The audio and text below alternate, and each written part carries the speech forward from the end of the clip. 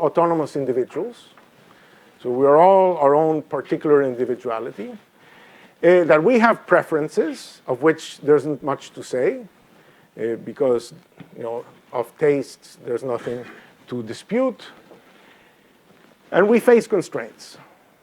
And as a consequence, by the way, we have brains to figure out what we like best, given our preferences and the constraints that we face, and we use our brains to work it out. So there are two reasons why people make different choices. One is that they have different preferences, and the other one is that they face different constraints. Countries make different choices for three reasons. One is because their population might have a different distribution of preferences. Second, because their population has a different distribution of constraints. And third, that they aggregate those preferences in different ways. Some may have first past the post electoral systems, others may have proportional representation systems, some may do more gerrymandering than others, some may count the votes, others may count electoral colleges, and so on. But they aggregate those preferences in some way. In my own country, they don't aggregate them too much. They just decide. This paradigm defines the scope of the thinkable.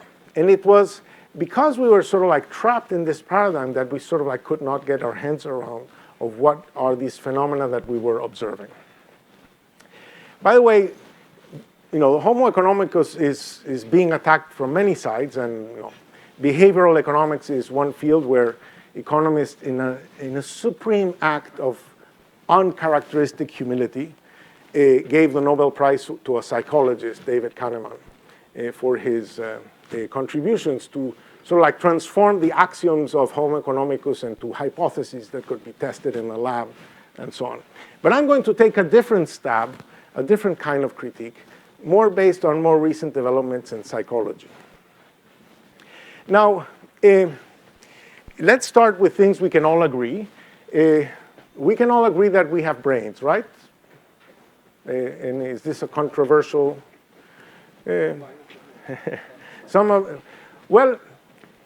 So the starting point is that the idea that we have brains is the biggest misconception there is. Okay? We don't have brains. Our brains have us.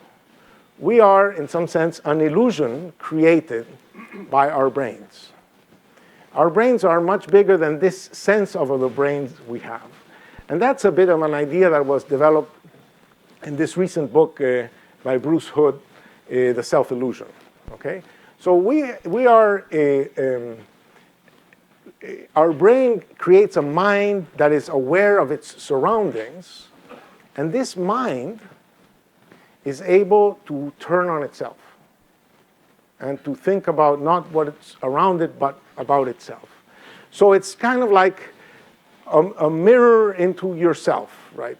So the self is the capacity to reflect on your own perceptions of things. So it's you thinking about what you're thinking, about the things that you're thinking, about thinking, and so on. So Kierkegaard said it in a different way. He said, the self is a relationship between the self and its own self. Douglas Hofstadter has a book called I Am a Strange Loop. Okay, so it's this circular reflection on itself. And Antonio Damasio wrote this very interesting book called Self Comes to Mind. That is that the mind creates a self, and the self is actually, it's an interesting thing. It's an autobiographical self. I have the impression that I was here like a minute ago. You too think I was here a minute ago, I hope, and an hour ago, and a day ago, and a year ago, and a decade ago. And I can sort of like tell a story, a narrative, some kind of autobiography of what it means to be me. Now, in time, I'm constantly changing what I think I am, but I think that I've been that thing forever. But, people go through midlife crises and reinvent themselves and so on, restructure. they retell a completely different story about who they are. So that's the self. And the self knows that they are not alone in this universe. And in particular, there are two kinds of things out there in the universe. And one of the things that are out there in the universe are things. And things move according to the laws of physics. And the brain is very good at figuring out how things move. And in that, we are not a unique animal. We can catch balls, and dogs can catch balls and frisbees and so on.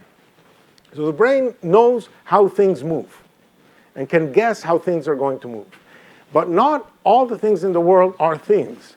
The other things that are out there are beings.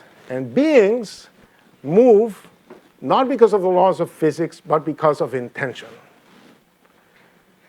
Okay? Now, intention is something that was really important for us to read in people's mind. So we have a significant part of our brain dedicated to figuring out what other people are thinking, what other people are feeling, what other people are planning, the intentions of other people. We look not just at what they say, but the intonation, the body language, etc. That's a significant other chunk of the brain. Now, we are a super cooperative species. And if you came last year, you saw Joseph Henrich present his book on cooperation being the secret of human success, and that no other species on Earth is able to accumulate so much know-how, so much knowledge, so much culture than humans, because humans are sort of like designed for cooperation, and we can cooperate in very, very large groups.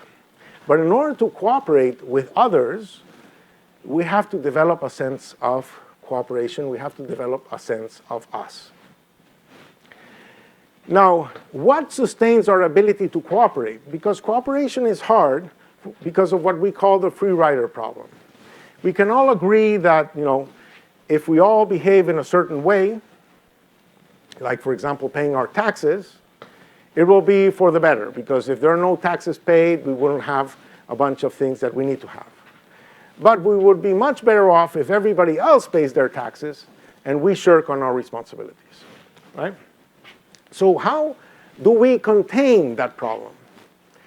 And what some of the speakers that you'll hear in this evening have been working on is the idea that we evolved to become cooperative. We sort of like were genetically modified. We evolved to become cooperative by a trick.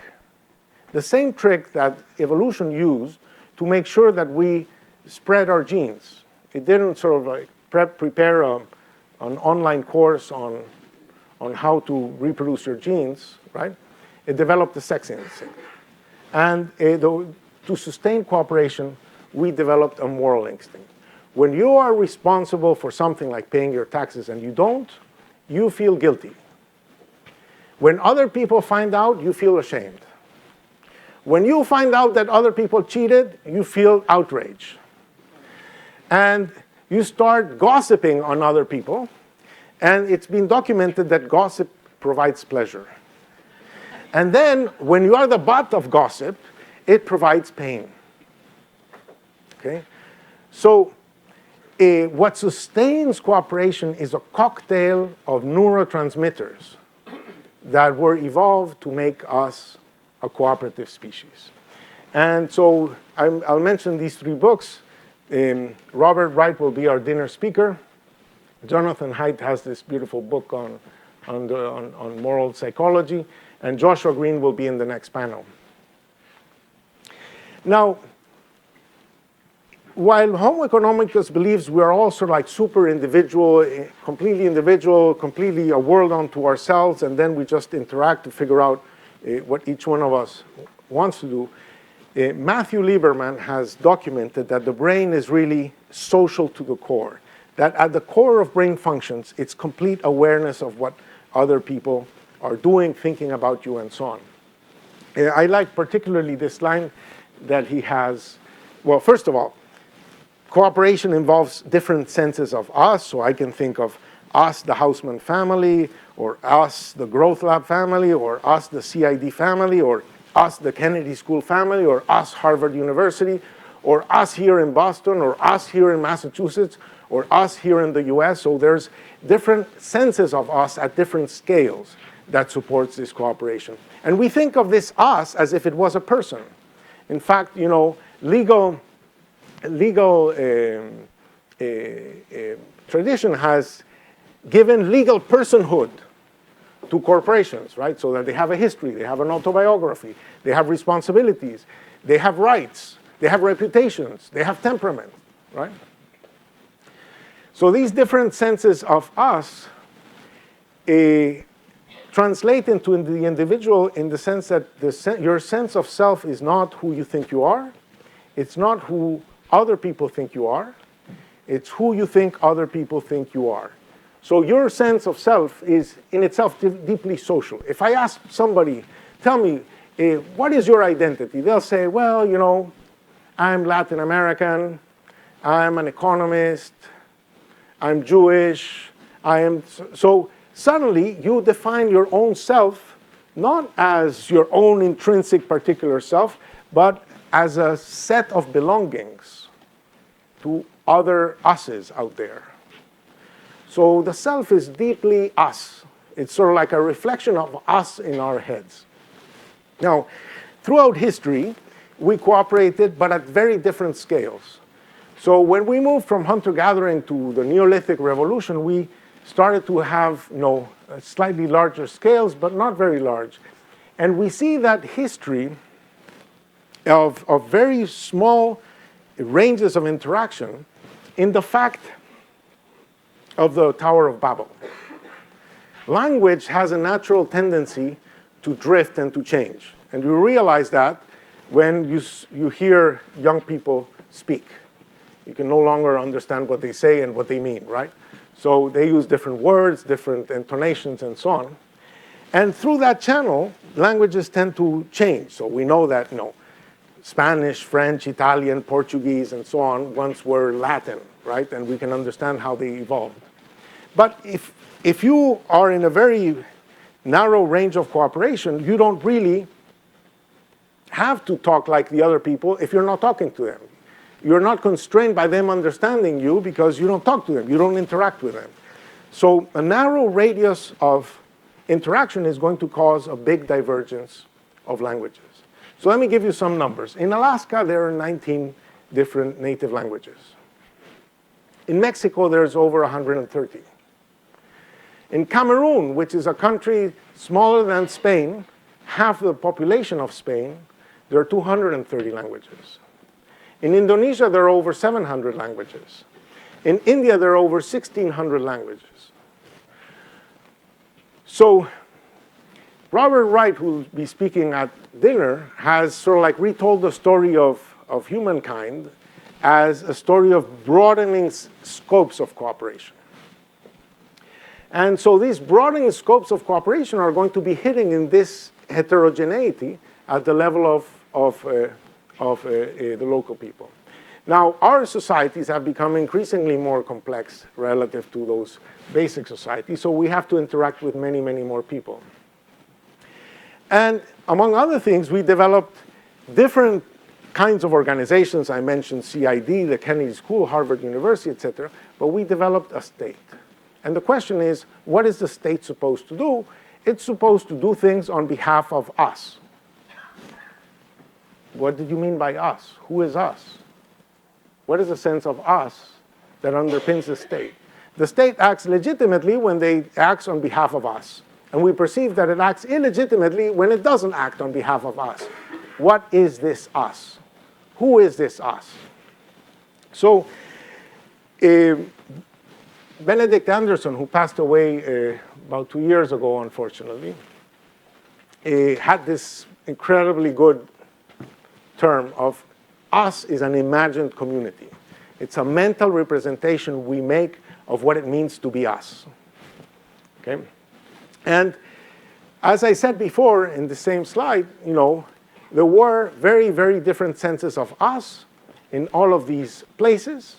these different senses of us were there because the state was relatively small and had very few economies of scale. In particular, if you put a castle somewhere, it was very hard to attack because there was not too many arms that were good enough to destroy these castles, so you would have to siege them for a very long time. And because of that, this generated an enormous dispersion of political power. But then, in the early modern age, they invented the cannon. And with the cannon, you had a lot of concentration of power because the economies of scale in state production increased. And so you had the Peace of Westphalia in 1648 that already had a significant, not complete, consolidation of power. And then came the Industrial Revolution. And the Industrial Revolution required two things. It required first larger markets so that all these different products that were being introduced could be sold into a larger, deeper markets. So you wanted larger political entities that you could sell your stuff to. But it also required a larger set of public goods. The state had to do more than just protect you from outside invasion. It would have to provide education. It would have to assure health. It would have to insure people against disease, old age, unemployment, et cetera, et cetera. And so you have a much more intrusive state that now has to decide on a bunch of things in your life. There's nothing more personal than the state deciding what are your children going to learn in school. So that is going to require, on the one hand, a broader sense of us so that we can have a larger market, say we Europeans, and on the other hand, a deeper sense of us, in the sense that we share enough stuff so that our kids are going to learn the same curriculum. Or that we will decide on that it's okay to tax us to subsidize somebody that we consider deserving. So we need to agree on all of that. And that's going to create an enormous tension between broadening the sense of us and deepening the sense of us. So Germany and Italy got reunited in essentially around 1870. And to reunite them, they had to create, for example, something like a language. Because in those days, there was nothing that you would call Italian. And they decided to create an Italian language basing itself on the language in Florence. And there was no such thing as a German language either. So there were many vernaculars. So they decided to create Hochdeutsch, or Standard German. And now these people, even though they can fluently talk to each other through interpreters, they've decided that they want to create a bigger union, right? That there's something about a broader sense of us that they find compelling. Not super compelling, as I'm told for the next Sunday's election in France, but compelling. So the point is that cooperation is grounded first and foremost in moral sentiments and feelings that we have. That's the underlying glue of this all. And these feelings are also strengthened by some founding myths. If you look, for example, at the Old Testament, some scholars, biblical scholars, say that the oldest part of the Old Testament is the book of Judges and the book of Samuel 1 and 2. And in that part, what it says, essentially, is that Philistines were putting military pressure on these 12 tribes. And they decided to form a unified kingdom under first King Saul and then King David. And these scholars say, after that, the book of Genesis was written long after. And the book of Genesis said that these 12 tribes were really all sons of Jacob. So in fact, these guys were all brothers. So it's a fantastic founding myth if you want to bring together, under a single kingdom, 12 different tribes. And in some sense, that is the challenge that many countries face. What does it mean to be Nigerian? What does it mean to be South African? What does it mean to be Cameroonian or Kenyan? Right?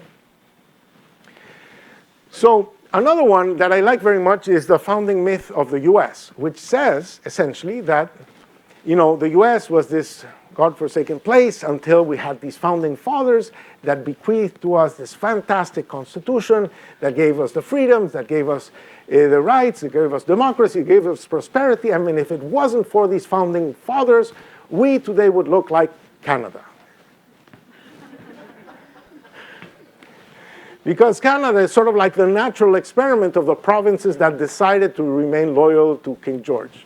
So, but it's a fantastic founding myth, because then everybody respects the Constitution, loves the Constitution, protects the Constitution, reacts about the Constitution, and so on. Nation states in Europe were all based on the idea, the ones that were created in the 19th century, on language. And people say, well, what's this technicality on language? But language implies a common history, implies a network of people you can talk to that have read the same newspapers you've read, that listen to the same sort of like cultural books and art production and so on. So this was the complicated path towards state formations and the sense of us in the industrialized world. If you look at the developing world, what happened was that with the Industrial Revolution, there was this enormous possibility of deploying technologies and business and goods and so on across the world, but these business opportunities required these places to have something that you might want to call state functions. For example, the East India Company, the British East India Company, wanted to sell stuff in India and buy stuff in India. So they put some warehouses over there.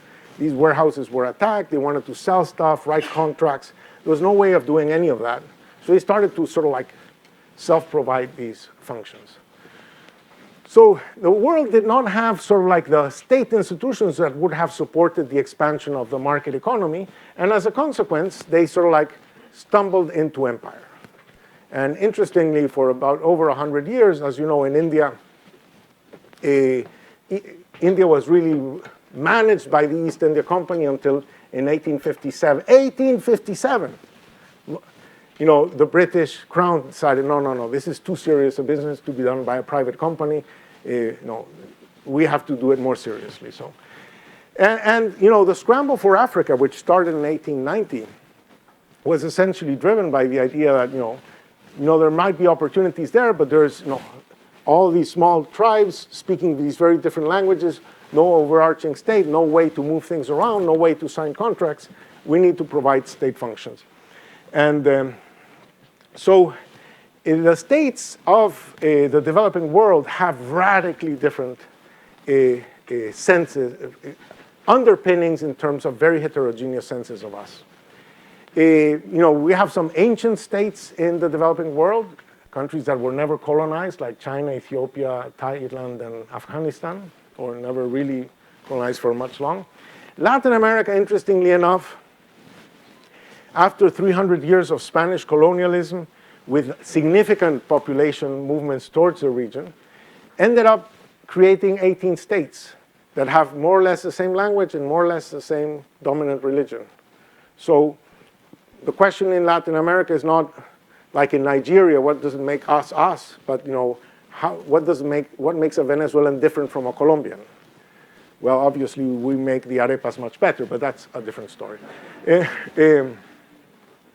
In the Arab states, you had the creation of 19 different Arab-speaking states that more or less have the same dominant religion, that more or less have the same. So again, what makes an Algerian different from a Tunisian or a Moroccan or an Egyptian and so on?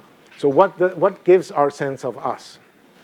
India is one of the miracles of the world because this is a country that decided not to reduce complexity in any dimension. That you have hundreds of languages, 14 different scripts, all religions and so on, and they thought that they could make it work, and it has worked amazingly. Pakistan, by contrast, decided to reduce complexity in one dimension. They said, no, Pakistan is Muslim. And the exchange was about Pakistan being Muslim. So Islam was a very important part of the sense of us in the creation of that state. In sub-Saharan Africa, we have today 53 states that host over 2,000 languages. in sub-Saharan Africa. And you can imagine then the complexities of creating a sense of us that underpins that variety. And when you cannot create a sense of us, you have people voting their identity, you have tribal politics and so on. And as this book from Michele Wrong from Kenya says, it's our turn to eat. That is, when your tribe takes over the state, it's for your people, right? And for your people, it means us, the tribe, not us, some kind of broader imagined community. So different us's are going to reflect in different policy choices. This is a graph I took from Peter Hall. Peter Hall will be here tomorrow in the final panel. And this shows the relationship between disposable income inequality, that is how unequal are these places, and support for redistribution to the poor. And you might say that more unequal places would be more willing to redistribute to the poor, but in essence, you see a relatively weak relationship. The willingness of people to redistribute to the poor is extremely heterogeneous. It's not terribly related to how unequal it is. If anything, it's like the other way around. The relation is slightly negative in the sense that the more unequal places are places where you don't want to redistribute to the poor. And one simple hypothesis is that the poor are not really us. They are different from us. That when the poor are really like us, we feel more that it's kind of we are supporting us, right? But if they're less like us, maybe they deserve what they got. Maybe they, in any case, I'm busy enough protecting us, I don't have to protect them. So this brings a different light the problem of low state capacity. As you know, this book by our colleagues Daron Acemoglu and Jim Robinson says nations fail because they adopt lousy institutions. Had they just adopted better institutions, the things would have turned out differently. But the question is, what is the state? What's the underpinnings of the state? Who is the us behind the state? How did you construct the state? What were the challenges that the state had to deal with that were completely different in some settings than in others? So the idea that it's sort of like, you had like blue and red at some point in history and you chose blue rather than red, not really. I mean, you were facing extremely different challenging issues in the process of state formation. So back to our original question, why is the developing world so close to foreigners? We've documented, and we'll show more tomorrow, that foreigners can really bring a lot to the table. They add more letters, different letters that we can combine with our own letters to make more words, longer words. They can represent a big improvement on things. Here's a map of the countries of the world that have no path to citizenship or no path to permanent residence. There's a bunch of these countries that just don't have a path. There's no way, you can go there, you can be born there, you can whatever, you have no path to residence. It includes our friends from Sri Lanka.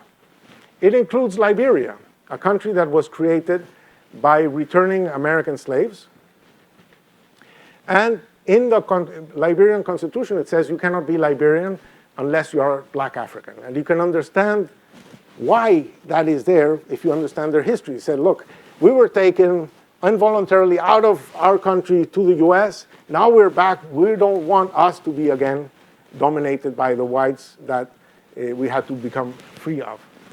And there is not only that there's no path to citizenship or permanent residence in many places, there are enormous constraints on hiring foreigners. So for example, in Ireland, they have a limit to a maximum of 50% non-EU citizens in a firm. You cannot have more than half the people not be EU citizens. They don't require them to be Irish, just EU citizens.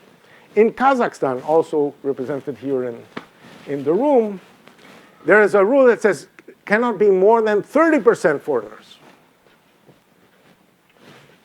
In Egypt, Guatemala, and Panama, there's a maximum of 10% foreigners per firm. In Cambodia, they do better. It's 6% foreigners. And in the Democratic Republic of Congo, it's 4% foreigners.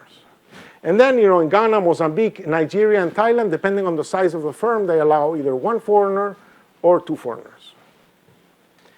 Now, you can start to understand why these things might be there. Okay? They come, according to our research, at a humongous cost in terms of development. Okay? They come at a humongous cost.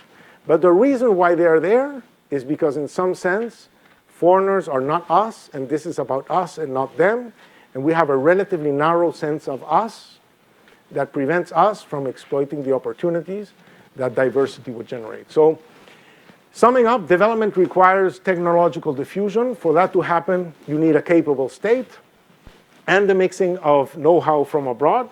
A capable state requires an imagined community that is deep enough to agree on providing complex goods, what's our education, how much redistribution will we do, how much would we tax ourselves to do all that, and broad enough to allow enough mixing of know-how.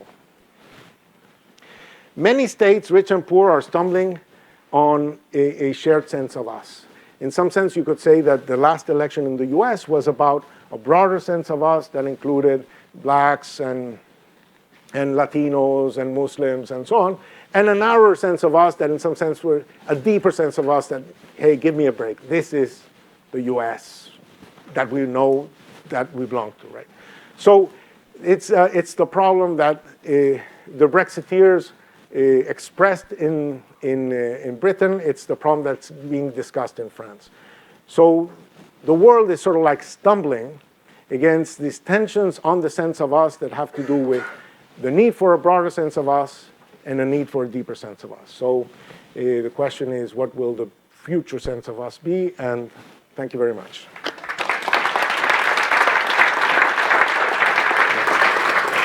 Well done. You can sit down. So that was incredibly broad-ranging, and I've got at least 4 books I now need to go and read. Thank you very much, Ricardo. Our next session is about the cultural and moral foundations of the sense of us, which Ricardo has explored in such depth and richness. And I'd like to welcome Joshua Greene and Michele Lamont. Joshua is a professor of psychology and director of the Moral Cognition Lab here at Harvard University. His research weaves together findings from neuroscience, psychology, and moral philosophy to help outline how moral sentiments, emotions, and maxims can enable human cooperation. And Michele is director of the Weatherhead Center for International Affairs and professor of sociology, African studies, African American studies, and European studies at Harvard. Her research sheds questions on the light of culture and inequality, racism and stigma, as well as social change and successful societies. And she'll guide us through the mechanisms of social and cultural change within group boundaries and how group boundaries change.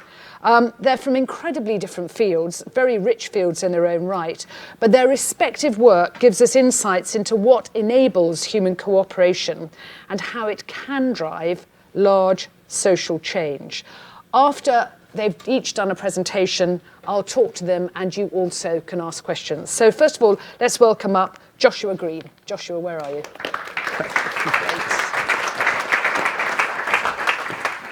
Okay, well, thank you so much. It is really a wonderful pleasure to be here, and so thanks, and I'm very much looking forward to hearing your thoughts into our discussion.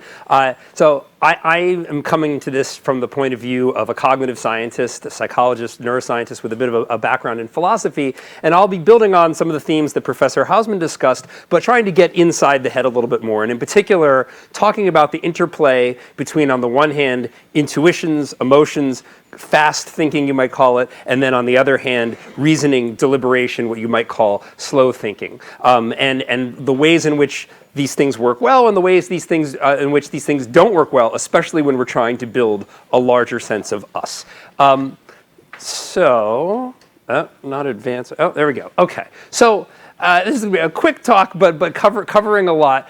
In the first few slides, I want to talk a little bit about what are morality's features. If you think of it as a set of mechanisms in our head, what is it designed to do? What problem is moral thinking designed to solve? And then what are the bugs in the system? What are the ways in which this goes wrong, at least from a certain point of view, depending on what we would like our moral brains to accomplish? And then finally, I'll say just a few words about what it would take to fix these bugs, at least relative to our goals, people who are interested in building a broader sense of us. So a familiar story about the theme of cooperation. I'm sure many of you are familiar with Garrett Hardin's Tragedy of the Commons. For the uninitiated, the story goes like this. You have these herders that share this common pasture, and these are rational, self-interested herders straight out of the economics department. And they say, should I add more animals to my herd? And they say, well, what do I get for that? I have more animals to sell at market. That's good. What's the downside? Well, not much. They're just grazing on this pasture that I don't have to maintain. So I'll add more animals, but at some point there are more animals than the pasture can support, and everybody ends up being worse off as a result of these decisions. And so the tragedy of the commons illustrates the fundamental problem of cooperation, the tension between me and us, what's good for oneself as an individual and what's good for the larger group of which one is a part. Now, in my view, what morality is about at its core is having a way to solve this problem. That is, how do you get people to be a little bit more concerned with us, that is, with other people, as opposed to being only concerned about me? And there are a lot of different mechanisms and sub-mechanisms, I think, that have different historical explanations. What I want to focus on is sort of the most basic continence-level psychological distinction in the mechanisms that make this possible. So my preferred metaphor for this division within our brains is a camera like this. So this is now an old camera. This is the camera I got when my son was born 12 years ago. But it still does the job for our purposes. So what's nice about a camera like this for me, because I'm not a very good photographer, is that it has these automatic settings. So you can just put it in landscape mode or portrait mode and point and shoot. You've got a pretty good photo for your standard photographic need. On those rare occasions when I want to do something fancy, I've got an artistic impulse, I can put the camera in manual mode and adjust the f-stop and everything else by hand and get exactly the shot I want with my goals and the specific situation in mind. Now you might say, well, okay, well, which is better, automatic settings or the manual mode? And you'll immediately say it's not that one is inherently better than the other. It's that they serve different functions. That if you're doing something that's a standard thing that's, that the manufacturer had in mind, then the automatic settings are very efficient, and you're less likely to make a mistake if you don't really know what you're doing, like me. But if you're doing something special, something different, you have different goals, or you're in an unusual situation, then you want to use their manual mode and get everything exactly right and take the risk that you might make the wrong choice. So what does this have to do with the human mind? Well, the idea is that our gut feelings, our emotions, and other kinds of intuitions are like those automatic settings. Based on our experience, which can be either our personal experience or the experience we've absorbed through our culture, or even the biological experience of our ancestors, we have these gut reactions that give us pretty good advice most of the time for typical situations, at least from a certain perspective. Our manual mode is our capacity for deliberate reasoning, to actually think explicitly about what situation am I in, what are my goals, and how do I use the facts of this situation to choose actions that are going to get me to my goals. So with that in mind, let's apply this perspective, this idea about thinking fast and slow, to put it in Daniel Kahneman's terms, to the basic problem of morality, the problem of cooperation. So this is research done with David Rand, who's now at Yale, and Martin Novak, who's just across the way at the program for evolutionary dynamics. The laboratory version of the public goods game, of the tragedy of the commons, is called the public goods game. So the way this works is you have, say, 4 people come into the lab. Each of them gets an allotment of $10, and they have a choice. They can keep all of their money, or they can put some or all of their money into a common pool. Whatever goes into the common pool gets doubled by the experimenters, and then it gets divided equally among all 4 people, regardless of who put in what. So if you do the math, you realize that the way you maximize your income, at least if you're only doing this once, is to keep your money. That way you get your $10 and you get your share, your quarter of whatever got put in and doubled as a result of everybody else. If what you care about is maximizing the total outcome, the greater good, then you put all of your money in because that maximizes the amount that is productively doubled by the experimenters. So the us-ish thing to do is put it all in. The me-ish thing to do is to put none in, and you can do anything in between. And what we wanted to know is what kind of thinking is leading people to be more selfish or more generous, or is there no difference in the kind of thinking that people are exhibiting in this case? So what we did was we had people make these kinds of choices, and in some cases they were unconstrained with respect to time. They could go as fast or as slow as they wanted. And in this particular study, people put in on average about 60% of their endowment that they had at the beginning when they were under no time pressure or any kind of constraint. Other times we had people have to decide quickly. So you say you have to make your decision in less than 10 seconds. And in that case, on average, people put more money in, suggesting that the impulse to contribute is a more intuitive kind of response. And then consistent with that, if we say you have to slow down, you have to take at least 10 seconds, people put in less. So this is consistent with the idea and consistent with what Professor Hausmann said, which is that our cooperative impulses are, in some sense, truly impulses, that they're more intuitive, and that if we stop and reflect and we say, well, I'm only doing this game once, and maybe other people won't put the money in, maybe I'll just keep the money for myself, and you do that utility calculation like a good, rational, self-interested economist, you might be less likely to put the money in.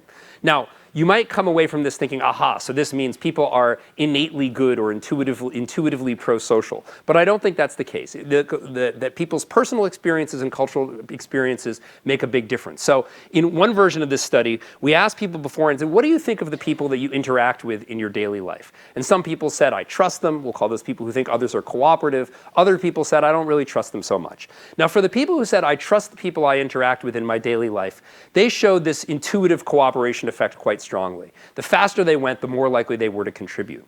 For people who said, I don't trust the people I interact with in my daily life, we don't see anything related to time. And the idea is that their first thought is, I'm keeping my money. And their second thought is, I'm keeping my money. And as a result, it doesn't matter whether they go fast or slow, right? But there's wide cultural variation on this, and we'll talk about that in a second. This study is a stand-in for a much larger literature that's really giving the same lesson, which is that our social behaviors, the core of our sociality, the core of our morality is emotional. And you can think of it as sort of filling in this sort of 2x2 matrix where we have positive emotions, which are kind of cognitive carrots that motivate us to do things in a positive way, negative emotions that are cognitive sticks that are punishing when we experience them, and they can be applied to the self or they can be applied to other people. So if I have loving, friendly feelings towards you, then I'll say, you're a fellow herder of mine and I want to put my money in, and that's going to positively, intuitively motivate me to be cooperative. I might also think, gosh, I would feel terribly guilty or embarrassed if all the other herders put their money in and I didn't. I better not do that. And if other people are cooperative, they'll have my gratitude. And if other people are not, then they'll have my anger and disgust, etc. So all of these different feelings that might seem sort of just unrelated are actually just different strategies for motivating cooperation, for getting ourselves and others into the cooperative space, either with emotional carrots or sticks, positive feelings or negative feelings. Okay, so what about the manual mode? How does that work? Well, I think the easiest way to see manual mode at work is with classic philosophical moral dilemmas, which takes us into a territory that is near and dear to my heart as a philosopher, which we affectionately call trolleyology. So here's one of these classic dilemmas. The trolley is headed towards these 5 people. You can hit a switch that will turn the trolley away from the 5 and onto one person. If you ask most people, is it okay to hit the switch to redirect the trolley away from the 5, but it'll kill the 1? Most people say, yes, that's okay. So what's going on here? Well, people do the cost-benefit calculation. In this case, the idea is that there's not much of an emotional response. And as a result, just like the old utilitarian philosophers Jeremy Bentham and John Stuart Mill, they say, well, it's better to save more lives. The greater good prevails. Now, consider this case. The trolley is headed towards these 5 people, and this time the only way to save them is to push this big guy off of the footbridge and onto the tracks. And he'll die. You'll sort of use him as a trolley stopper, but it'll save the 5 people. Now, I know this is somewhat unrealistic, but you've all been to the movies. I know you can suspend disbelief, and we've controlled for this in experiments. Here again, people get the idea that it would save more lives, and some people will say that it's better to push the guy off the footbridge, but most people don't. And the reason seems to be that there's more of an emotional response to this kind of case. And I can talk a little bit more about that. And as a result, just like Immanuel Kant, people say the ends don't justify the means. It's wrong here. But what really seems to be driving it is this emotional response. But it's in competition with this cost-benefit thinking. Now, what I just gave you was essentially a theory. What's the evidence for it? Well, now there's been a lot of evidence for this over the past 20 years. I'll just tell you about one experiment done using patients, subjects or patients like the modern day version of Phineas Gage. So Phineas Gage was a railroad foreman in Vermont, a little north of here in the 19th century, who got an iron spike as part of an accident through a part of his brain called the ventromedial prefrontal cortex that is a kind of hub for emotional signals that bear on decision making. So you can think of this as sort of knocking out a key emotional center. So what would you expect people with this kind of brain damage to do in this kind of case? Well, if there's a reflective, slow response, manual mode says better to save more lives, and you have this emotional response that says, that just feels wrong, pushing the guy off the footbridge like that. If you knock that out, then you would expect more people to say that it's okay to push the guy off the footbridge. And that's exactly what you find with these patients. They're about twice as likely in this particular case to say that it's okay to push the guy off the footbridge. Incidentally, you also see the same effect in psychopaths, that is, in particularly low anxiety psychopaths. So whether or not that's a good thing or a bad thing, you knock out the emotional response that says don't push people off of high places, and this is the response that you get. But it's not all nasty people who might necessarily give this response. So this was a project done by Xin Chang, who is now in graduate school at the Ed School here. We had done some experiments with a few Buddhist monks who gave very interesting responses to these dilemmas, but we didn't have enough to do a study, so she decided to go to Tibet and try out these kinds of cases on people there. And so she interviewed 49 Buddhist monks and 43 lay Tibetans. She also tested people in her hometown in China and then here in Boston. And she found that here in Boston, a minority of people, both lay Americans and Christian ministers, say that it's okay to push the guy off the footbridge, most saying that it's wrong. Similar in China, lay Tibetans, 64% of them said it was okay to push the guy off the footbridge, and a whopping 83% of the Buddhist monks said it was okay. Now, these are not psychopaths. These are not people who say that it's okay to take human life. On the contrary, quite the opposite. But for reasons I don't have time to get into in this talk, we could talk about it maybe later in the discussion, they have a cultural tradition that allows certain people, if they are coming from a noble place and truly thinking about the greater good, to take a kind of action that would otherwise be wrong. And they specifically referenced these Buddhist teachings when they gave those answers. So the point here is just cultural variation, and different people can reach the same conclusion for very different reasons. Psychopaths and Buddhist monks, very different psychologically, but coming to the same conclusions about these kinds of cases. Okay, so we've talked about the features. What about the bugs? Where do things tend to go wrong? And now we get my sequel to Hardin's Tragedy of the Commons, which I call the Tragedy of Common Sense Morality. So it goes like this. So you have these herders over here who have solved the tragedy of the commons in a distinctive way. These are your communist herders who say, not only are we going to have a common pasture, we're going to have a common herd. And that way everybody's on the same page. There's no me versus us. It's all us, and that's fine.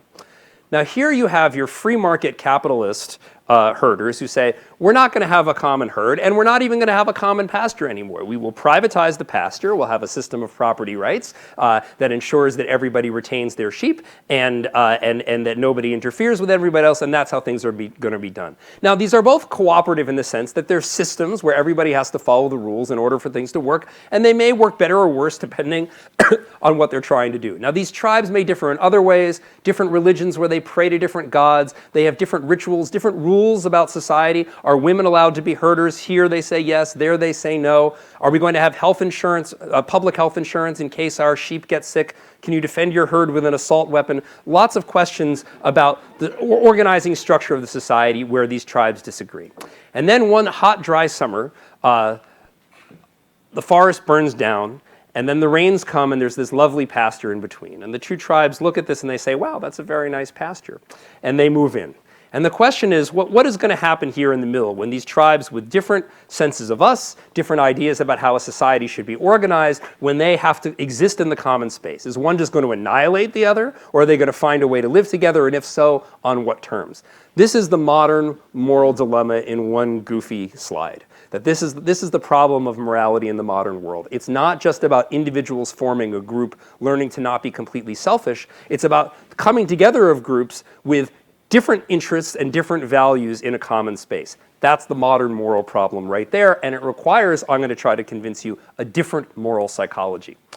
Okay, so what's interesting about the tribes in competition is that they can be very different and very similar at the same time, right? That is, in terms of what they want done, could not be more opposite. But in terms of the kind of thinking and psychology that goes into it, it can be nearly identical, as these two pictures of an American woman and a woman from Gaza strongly suggest. I want to give an example going back to our favorite sort of laboratory cooperation game, the public goods game. So this is work done by Benedict Herman and colleagues. Well, I'll say where they went around the world and played a repeated public goods game. This is the game where you put your money into the common pool or don't, in different cities around the world, right? But the same rules, same understanding everywhere. You wanted to see, how do people in different cultures play?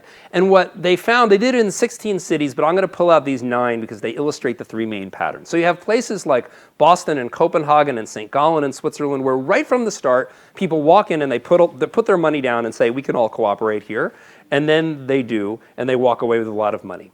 There are other places, like in Seoul and Melbourne, where they start out kind of in the middle, and then they ramp up. And what's going on here is after every round, the people have the opportunity to punish other players anonymously. So if you cooperated and someone else didn't, you can pay the experimenter $1, and the experimenter will take $3 away from that person. So it's the economic equivalent of bapping somebody on the head with a stick and saying, come on, get with the cooperative program. And what happens in these cities is the non-cooperators get punished, and they say, okay, fine, I'll be good, I'll cooperate. And by the end, it all looks like lovely Copenhagen. But then in other places, Istanbul, Riyadh, Athens, cooperation starts out low, and it never goes up. So what's going on there? And what happened to the wonderful power of pro-social punishment? Well, it turns out there was something else at work in these places, which the experimenters named antisocial punishment. People in these places, some of them who didn't cooperate, would punish the people who did. Why? Why would you pay to take money away from somebody who gave you and other people money? Well, they interviewed them afterwards and said, why would you do that? And they say, I don't like this whole thing. I don't know who you are. I don't know who these people are. This whole thing stinks, and this is just my way of putting up my middle finger to your whole operation, right? And what it suggests is the whole thing made them uncomfortable, that they were being asked to be cooperative outside their circle. And this tendency towards antisocial punishment is really accounted for the differences in the total productivity of these different groups. The more antisocial punishment, the lower the take. Now, I've been to Athens. I haven't been to the other 2 cities. The people there are very nice. It's not like these are psychopaths. They're very lovely people, right? But their sense of us is more narrow, at least when it comes to whether or not they're willing to put their money on the line. Now, this was done a few years ago. Maybe things have changed. But the general point is that cultures differ not only in their norms, but in how wide their sense of us is, right? And this can be a good thing or a bad thing. But in this case, the people in Athens could have made a lot more money, and they could have been like the people in Copenhagen. They were basically leaving money on the table, which they would have liked to have had, because they couldn't temporarily at least broaden their sense of us. And of course, this may be true in real life. If you look at what's going on in Greece versus other parts of Europe, you might think if they had a wider sense of us, if they had different institutions, they might be more successful, or maybe not. Okay, so another modern moral problem. So if you're driving along and there's a guy who's bleeding by the side of the road, and you pull over and you see what's going on, and the person says, please take me to the hospital. If I don't get there soon, I'm probably going to lose my leg. It'll have to be amputated. And you say to yourself, well, I'd like to help this guy, but he's bleeding. I just got these new leather seats in my car. He's going to bleed all over the place. Maybe I'll let him go. How many of you think it's morally fine, or how many of you think it would be morally terrible to let this guy bleed by the side of the road because you're worried about your leather seats? Okay, so a lot of hands going up. How many people think it's fine? No one's willing to put their hand up. Okay. So now we have This case, a familiar case, we live it every day. You get a letter from Oxfam or UNICEF saying, please make a donation. We can use this money to provide much needed food or medicine for somebody on the other side of the world.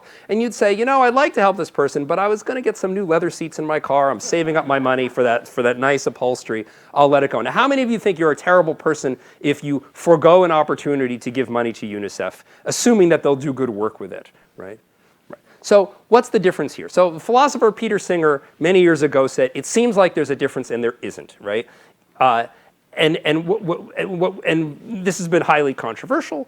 What I and my collaborator Jay Musin wanted to do is see if we can do this as a tighter experiment and try to understand what's going on with our psychology. So in our version, you're vacationing in a lovely but poor country. You have your little cottage overlooking the coast, and there's a devastating typhoon that hits, and there's destruction and suffering, and people badly need food and medicine below. And the question is, should you help them? Turns out the best way to help them is not to go down there yourself, but just to make a donation online to the Red Cross, let's say.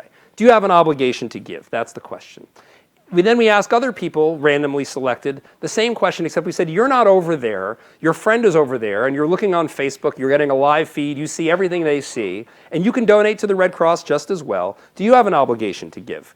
And the difference between these two is striking. And when you're over there, 68% of people said you have an obligation to give, whereas when it's just your friend over there, it's about half as many. Now, this effect varies depending on exactly how you ask the question, but the point is that at least in some circumstances, it seems like just mere physical distance is having this effect. And what this is probably about is not literally distance, but social distance. How far away from the center of us does it feel when I imagine myself being there versus not? Is that a bug? Does that make a lot of sense? Well, I guess it depends on your values.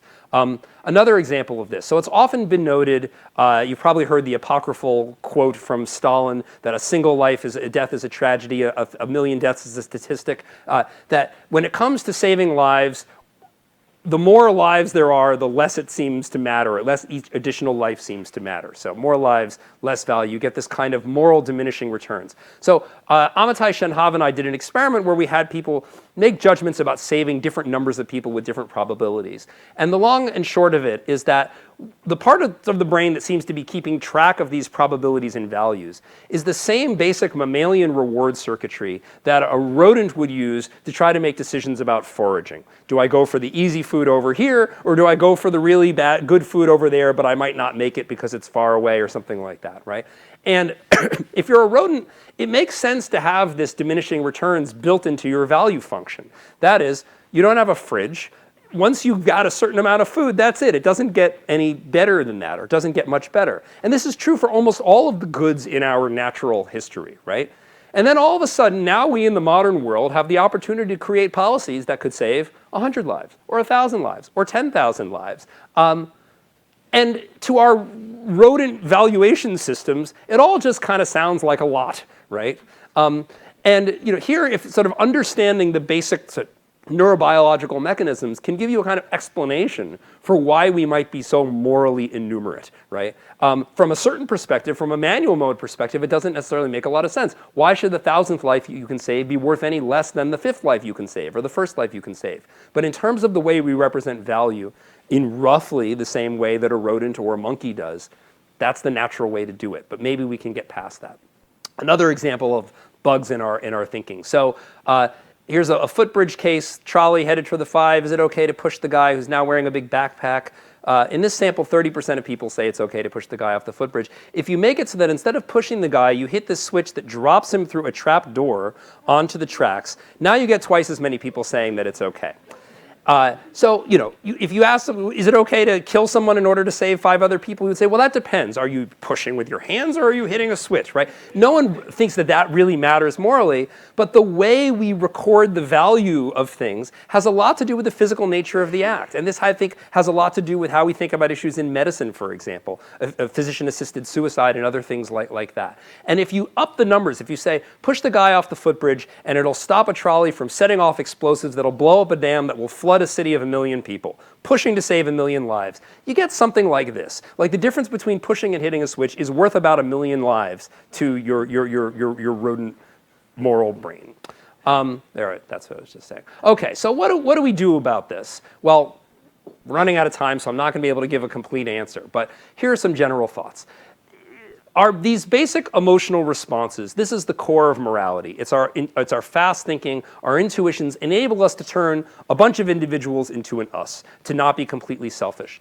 Well, if the problem of the modern world is not morality, or us versus, or me versus us, but rather us versus them, then we need something like a meta-morality. That is, just as morality is essentially about governing the interactions between a bunch of individuals in a tribe, we need to have some kind of higher order system that governs the interactions for tribes on a larger kind of global stage. And this is not something that comes naturally to us. It's not something that's intuitive, although perhaps it can be made intuitive, and perhaps it has to some extent. But this is very much going to be a manual mode phenomenon. And what that means is that it's often going to clash with our moral intuitions, our gut sense of right and wrong. So if you're trying to envision what a global meta-morality would look like, I think we can guess about what certain things are going to have to change. To some extent, at least, we're going to have to fix our tribalistic tendencies. If everybody thinks that my tribe is more important, more valuable than your tribe, or my tribe's God is the one true God, and whatever that God said or its interpreters say, that's what's right for now and forever,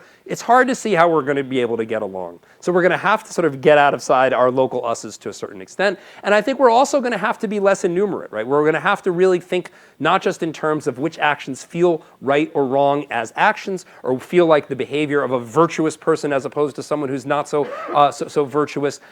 We have to think about these things at a geeky kind of policy level if we really want to make the kinds of trade-offs that we have to make. And in order to make trade-offs, there has to be some kind of common currency. If you've got two tribes that have different interests and different values, then if you want to weigh them, then there has to be some metric that's used for the weighing, right? And a moral philosophy like that is going to have to ultimately put values on a common scale. And that is something that we are very reluctant to do. There are some moral philosophies that have advocated this now for 2 centuries. This is the utilitarian consequentialist tradition. And if you go to philosophy departments, almost everybody hates them. They hate them because they're subordinating our intuitive sense of right and wrong and justice to this geeky calculus of the greater good. Maybe that's not the right approach, but the question is, what kind of system is going to provide the kind of common currency that we need to resolve these problems? So that's that, and I just want to say thanks to the people who actually did the work I described and some of the people who funded it, and looking forward to hearing your thoughts.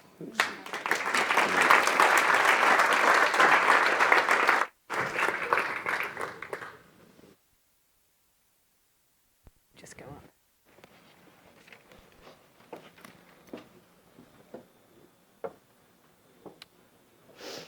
Hi, everyone. Thank you, Ricardo, for inviting me to speak today. And it's a partly pleasure to share the stage with Josh Greene, because we both live in William James Hall, which is a very high building, and we mostly see each other in the elevator. So it's great to finally hear him give a talk, because we work on similar topics with different methodologies. So thank you. Harvard is difficult. Everyone is too busy. I also want to say that it's a pleasure to be here because I'm wearing my new black leather coat. I've always wanted to give a talk in a black leather coat. So I've been asked to address 4 topics. First, what are successful societies? Second, how is us and them constructed? Third, what motivates conflicts? And fourth, how to enable social changes. So I guess one reason I've been invited to speak to you today is because for the last 15 years, it's not the right presentation, I have been co-directing a program titled Successful Societies. It's a program that meets 3 times a year, and it includes a political philosopher, Will Kemlicka. Peter Hall, who will be here tomorrow, is the co-director. And we've been systematically thinking about the whole range of criteria through which one might define a successful society.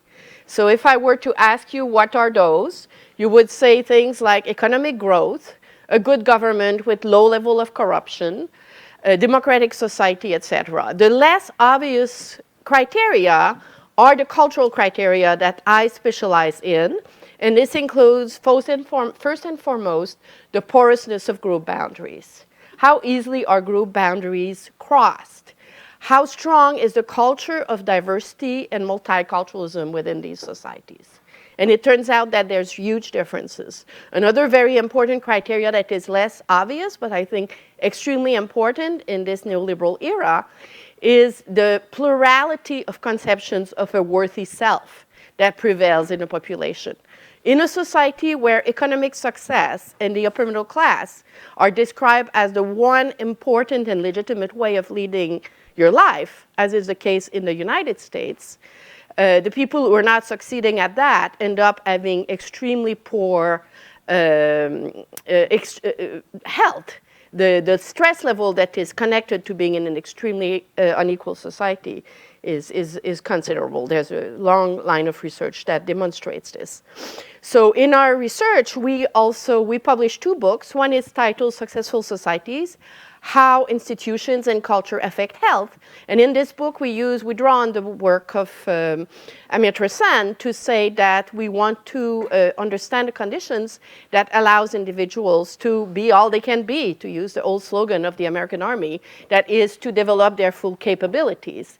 And then we ask ourselves, what are the conditions under which institutions and culture can act as buffers or scaffolding to allow individuals to do this. So for instance, in a society where you have public advertisement, public announcement that is used to promote diversity, gay people might feel much more empowered. We know, for instance, that the states that have adopted gay marriage over the last few years have seen a huge drop in the level of suicide among LGBTQ youth.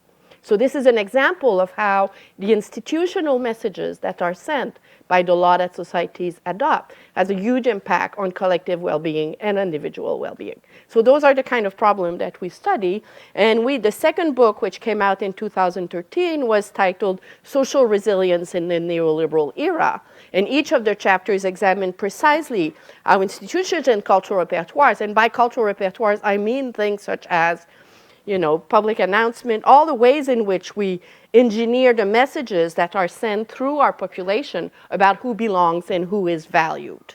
So one could say, for instance, that since the November election, the LGBTQ population has received very clearly the notion that they're much less valued through all kinds of means that I could detail if I had more time. So we can then turn to the second question, which is how is us and them constructed? And to address these questions, I've prepared these little slides, which are really about all the literatures that Josh and I work in. And these are multidisciplinary literatures. It includes anthropology, the classical work of Frederick Barth, psychology, social identity theory, the Benedict Anderson work that was mentioned earlier, which concerns symbolic communities, and in sociology, the literature I work in. So this is all the papers that have been published, books and articles since 1980 that use the terms symbolic boundaries, social boundaries, ethnic and religious. And the blue one is social boundaries, by which we mean basically who gets what. Social boundaries tap, intermarriage, patterns, homophilia, and also spatial segregation, who lives next to whom and who marries whom. And the question of how resources are connected to these, to which group you belong to, has to do with symbolic boundaries, which is how in our head we have narratives about what the groups look like. For instance, do we have representations of Muslims that are very negative, or do we think of Muslims as largely similar to people who live in Boston, to give only one example? And ethnic, and so you can see that the most popular literature, the most, the one that has grown fastest is on symbolic boundaries. The second most important is ethnic, and then you have religious and religious and symbolic boundaries equally less important, with social rather being at the top. And then you can see that, now we go more closely, the tribalism literature that was just discussed has also grown rapidly. So, but all these literatures are also located in geographic contexts. They're all about national context, national boundaries, borders, territorial boundaries, and they're not there because, it's all over the place. But it's important for you to know that this is a sandbox in which many people are playing, and it's just an exploding line of work. So I've recently published, last October, a book that is co-authored with 7 authors, and it's a book about how people experience and respond to racism in the US, Brazil, and Israel. And we have my co-authors, or there's a Brazil and Israel team. And we asked over 400 people living in Tel Aviv, Rio de Janeiro, and New York City, please describe to me an incident where you were treated unfairly. Please describe to me what happened, and how did you respond? So we started with the classic book by Hirschman, Exit, Voice, and Loyalty. And we thought, well, maybe people who live in an environment where racism or exclusion is extremely prevalent, they will confront much more, or they will have a much more exhaustive understanding of how they should respond. And similarly, countries where the group boundaries are much more flexible, they will be much more passive, or they will have a very narrow repertoire. That was our starting hypothesis. And we collected, for the US, for instance, we have over 700 narratives of things that people experience. So for instance, one guy says, I entered in an elevator, someone made a joke about blacks and monkeys, I was extremely pissed, I was going to get into a fight, but I've had this job only for a month, so I decided to really calm down. As I walked out, there was a black minister, and I told him, can I please talk to you because I'm this far from exploding and losing my job. So we code this, and what we found, we thought that we would find this confirmation of the Sapir-Whorf hypothesis that I just described. But in fact, we found something very different, which has to do with the degree to which each of the groups we compared were groups. So we at first wanted to look at the main victims of racism in the 3 countries. We had started with many other countries, including France, Ireland, Quebec, and we ended up with Brazil, the US, and Israel, because of course in Israel, us and them, they find in such a polarizing way that people are dealing with controls all the time. It's a dangerous place to live for members of certain national groups, and Brazil is often presented as a case where group boundaries are very fluid, there's a very low level of spatial segregation, high level of intermarriage, etc. We didn't know exactly where the US would go.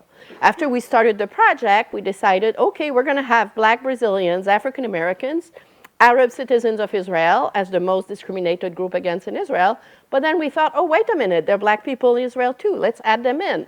Ethiopian Jews, and then Mizrahim, who are Oriental Jews whose family immigrated to Israel from Yemen and Iraq, who are deeply stigmatized. They think of themselves as Jewish. They are Jewish, just as Israelis are Jewish, but they understand their stigmatization very differently than Arab Palestinians because they're Jewish and they believe in Zionism.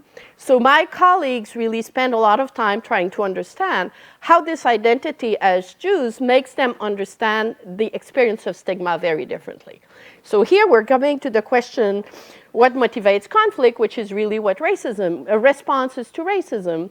And we came up with this idea that our 5 groups had very different kinds of groupness, okay? With African Americans, so you can see African Americans, very strong sense of groupness. When you interview African Americans, even if you don't tell them you're interviewing them as African Americans, the first thing they talk to you is about being African American.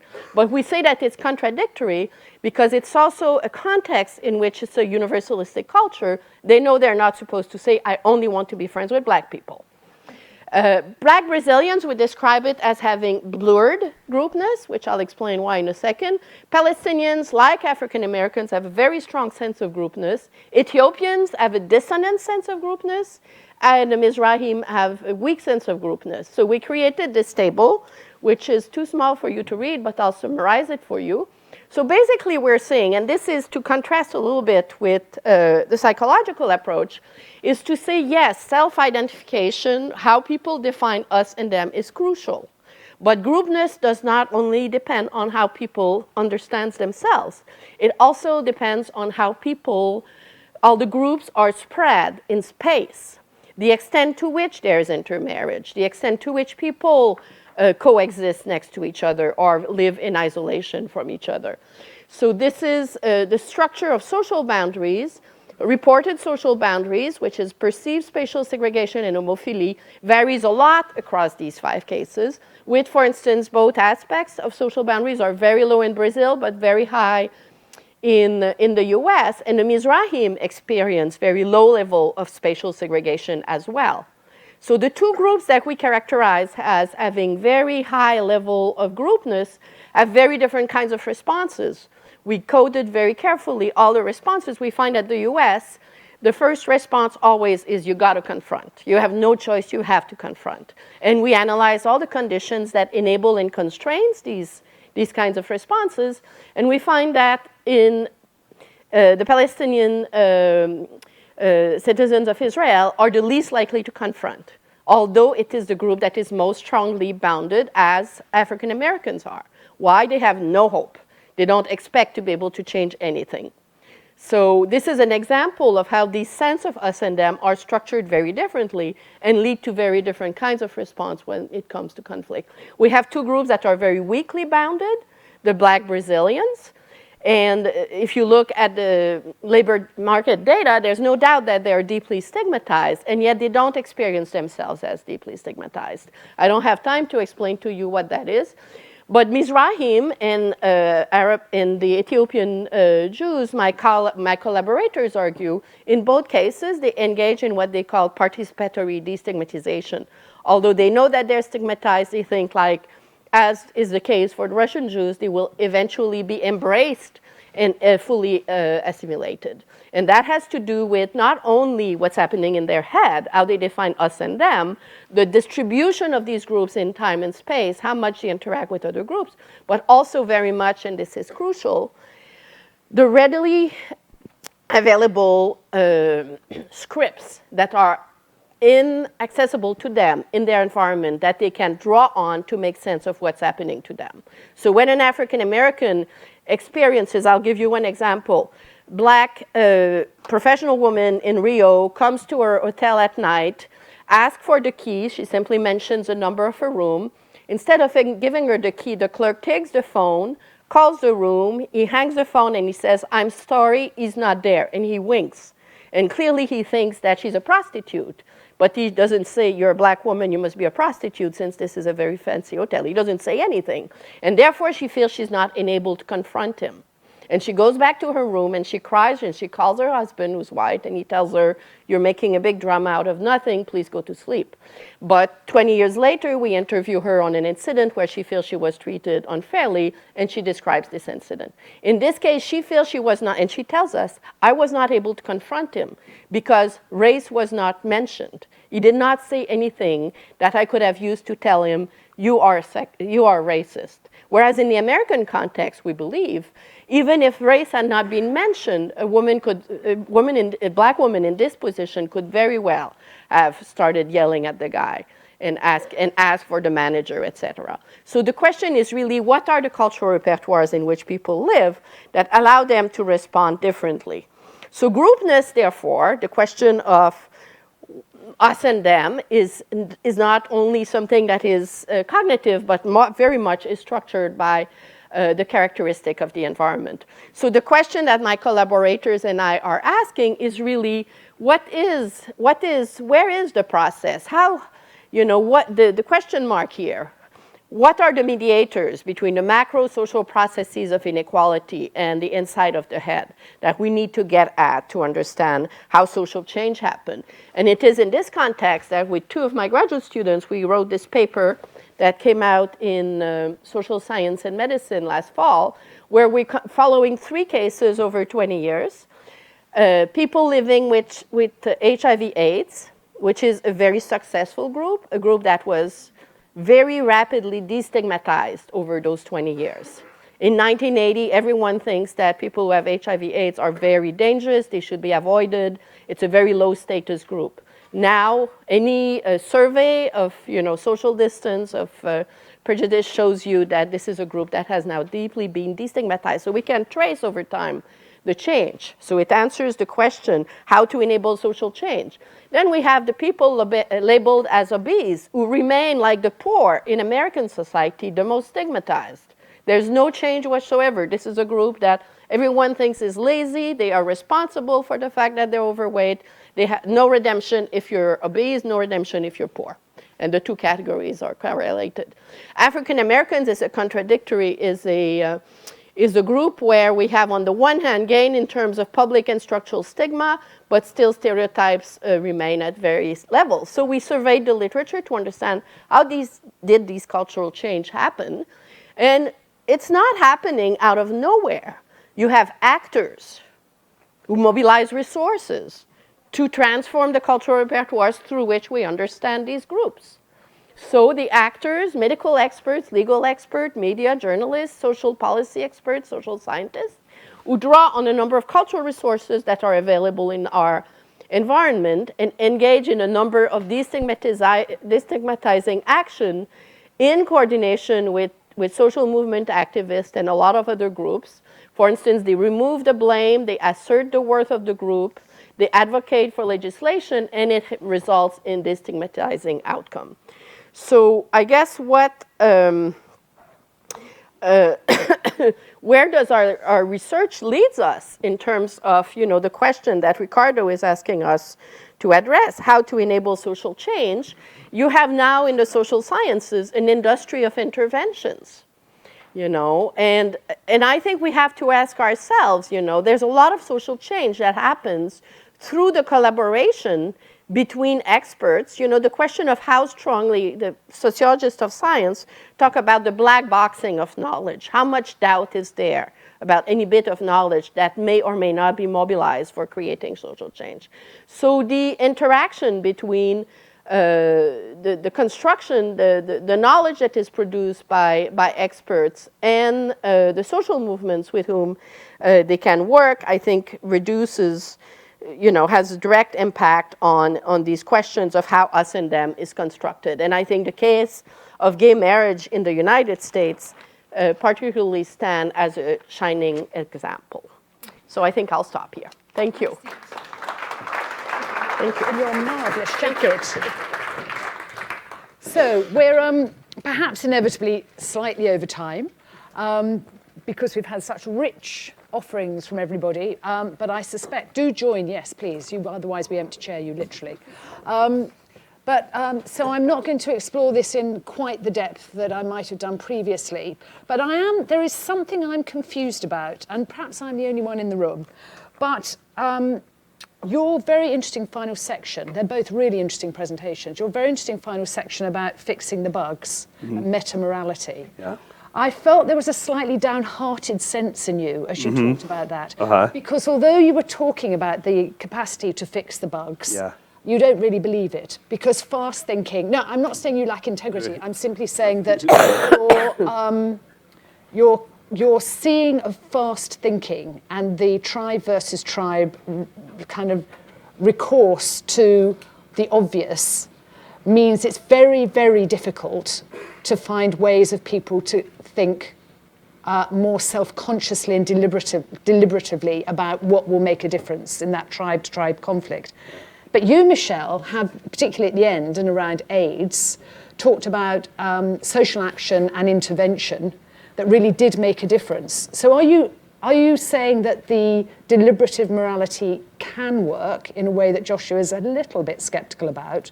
Or are you just saying it depends? It depends on the subject. I mean, the most fascinating thing in a way is that the poor are always with us and we all like to hate them.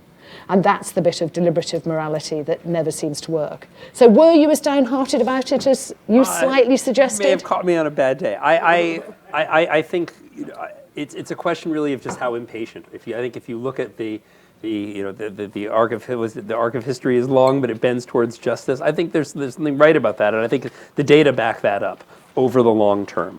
I, like many of us, am less optimistic about the short term than I was, say, before last November, at least around here. But if you ask me, what are the long-term prospects for humanity? I think they're pretty good in the long run. You are an American, so you would say that. I would say that, but how long is the long term? I think is really the. And when you question. talked about common currencies, Yeah. what are the kinds of things in practical terms that you're talking about? So I think that the thing that binds us together morally is the quality of our experience, our capacity for happiness, our capacity for suffering. If you start with anything that anyone values and ask them, why do you care about that? Why do you care about that? Why do you care about that? It's very hard to not eventually get to the quality of somebody's experience. So if you say, why'd you go to work today? Well, I like my job. I enjoy it. I also need to earn money. Why do you need money? Well, I need a place to live. Well, why can't you just sleep outside? And well, it gets cold. Well, what's wrong with cold? Well, it's painful. Well, what's wrong with pain? Well, it's just bad, right? And not saying every chain of value ends that way, but it's pretty hard to find one that doesn't, or at least partially end there. I think that is really our common moral currency. One philosophical approach is to say our ultimate goal should be to make life as happy as possible and reduce as much suffering for as many people as possible. And that's the philosophy that I subscribe to. But there are a lot of gut feelings about particular actions and particular policies and particular institutions and particular other people that get in the way of that. And depending on which side of the bed I woke up in the morning, I'm focused more on one or the other. So the quality of life, Michele, you talked about that in many different ways, but the interesting thing about your Israeli examples were the groups that were objectively stigmatized, but who appeared to have internalized it much less deeply than other groups. What do you think is going on there? Well, they have access to national ideologies that treat them as insiders. And you mentioned the poor. I'll just mention quickly a book that I published in 2000 titled The Dignity of Working Man, which compares conceptions of we and them in France and the US, and which shows, at the time I did my interviews in 1993, the poor were very much embraced as us in France at the time, and the strong boundaries were drawn against Muslims as they are today. In the US, at the time I did the interviews, there were very strong moral boundaries drawn against blacks and the poor, thrown together, and much weaker boundaries drawn toward legal immigrants. So basically the patterns we have today were there then. And already then people were mentioning Trump as their moral hero. When I asked them, what people do you admire? In the US, Trump was very salient. The point here is to say that in this book... Is that because he's rich? Exactly. Yes.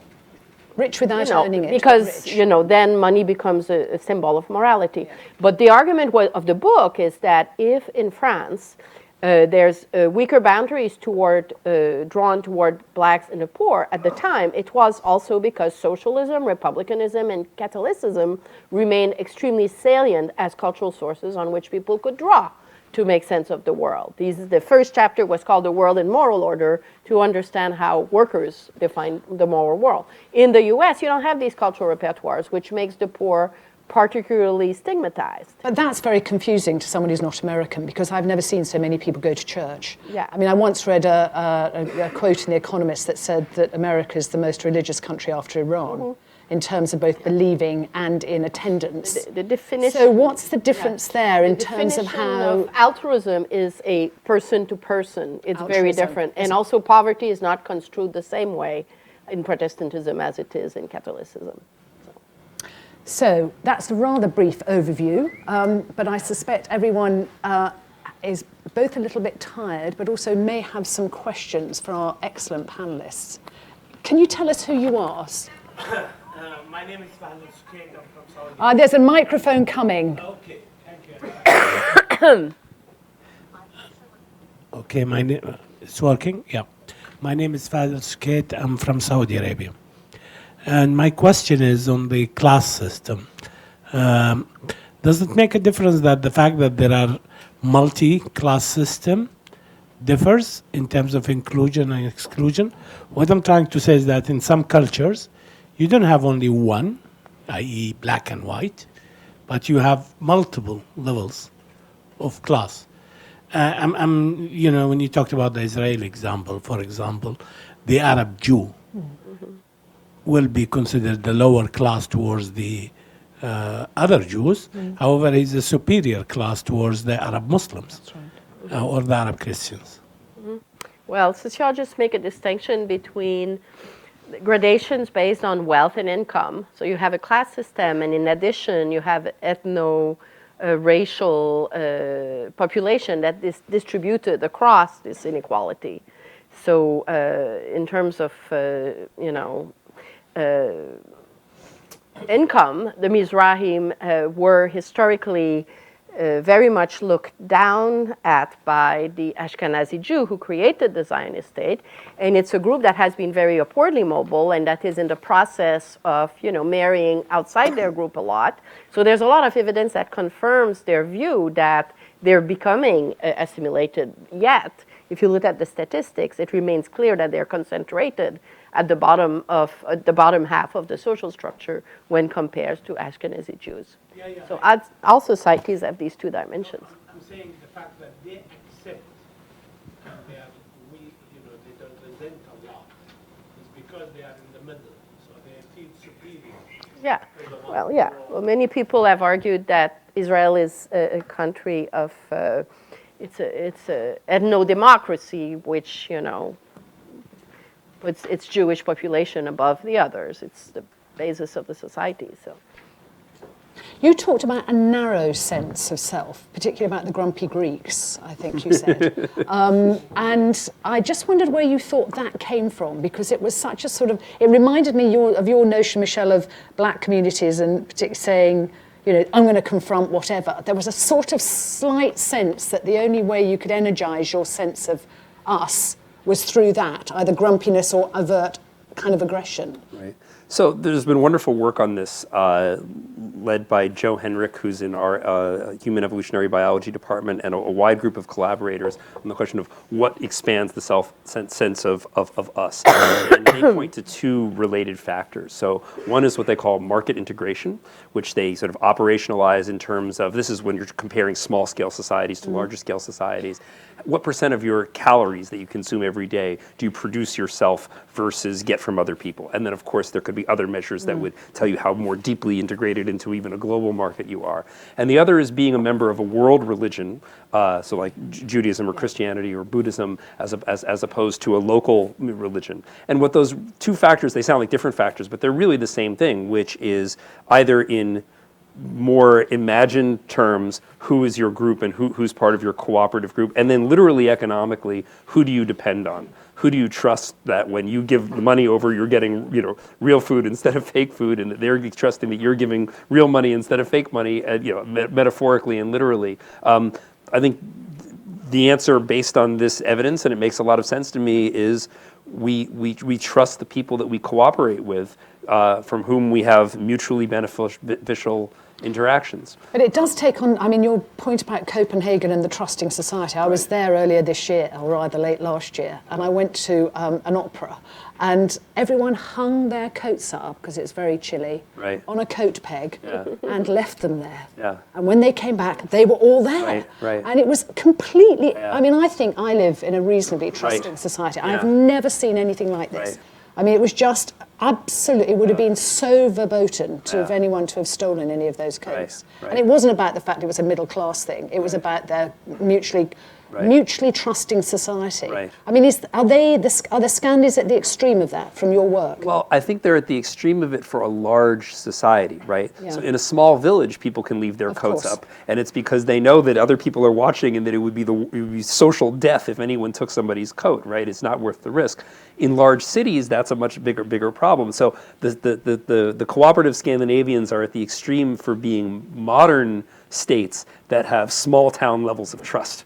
Right, and I remember having the same experience the first time I went to Tokyo, maybe 15 years ago, and seeing bikes unlocked all over the city, and I was just, so counterintuitive. Yeah. But it's interesting because cities are also places where excluded groups can find a safe haven.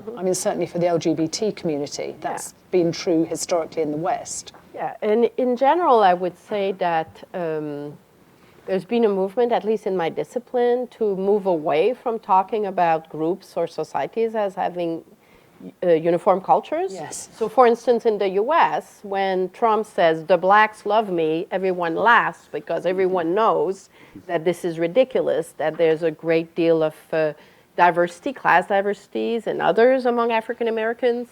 So in general, there's been much more of a problematization of, for instance, notion of solidarity. Many people talk about Sweden as a society that has been historically extremely homogeneous ethno-racially, So this high trust, what has been described as high trust, has also been achieved at the cost of a great level of homogeneity. So it's not essentialist, the idea that, Americans would be by nature generous and altruistic, or is really, the idea of, trying to understand how is the national identity constructed and what are the narratives on which we draw to come to understand ourselves as XYZ is another way of approaching it. And then when it comes to collaboration or cooperation, you look at, things such as labor market competition, how much there's intergroup contacts, there are conditions that foster greater collaborations or work against. So.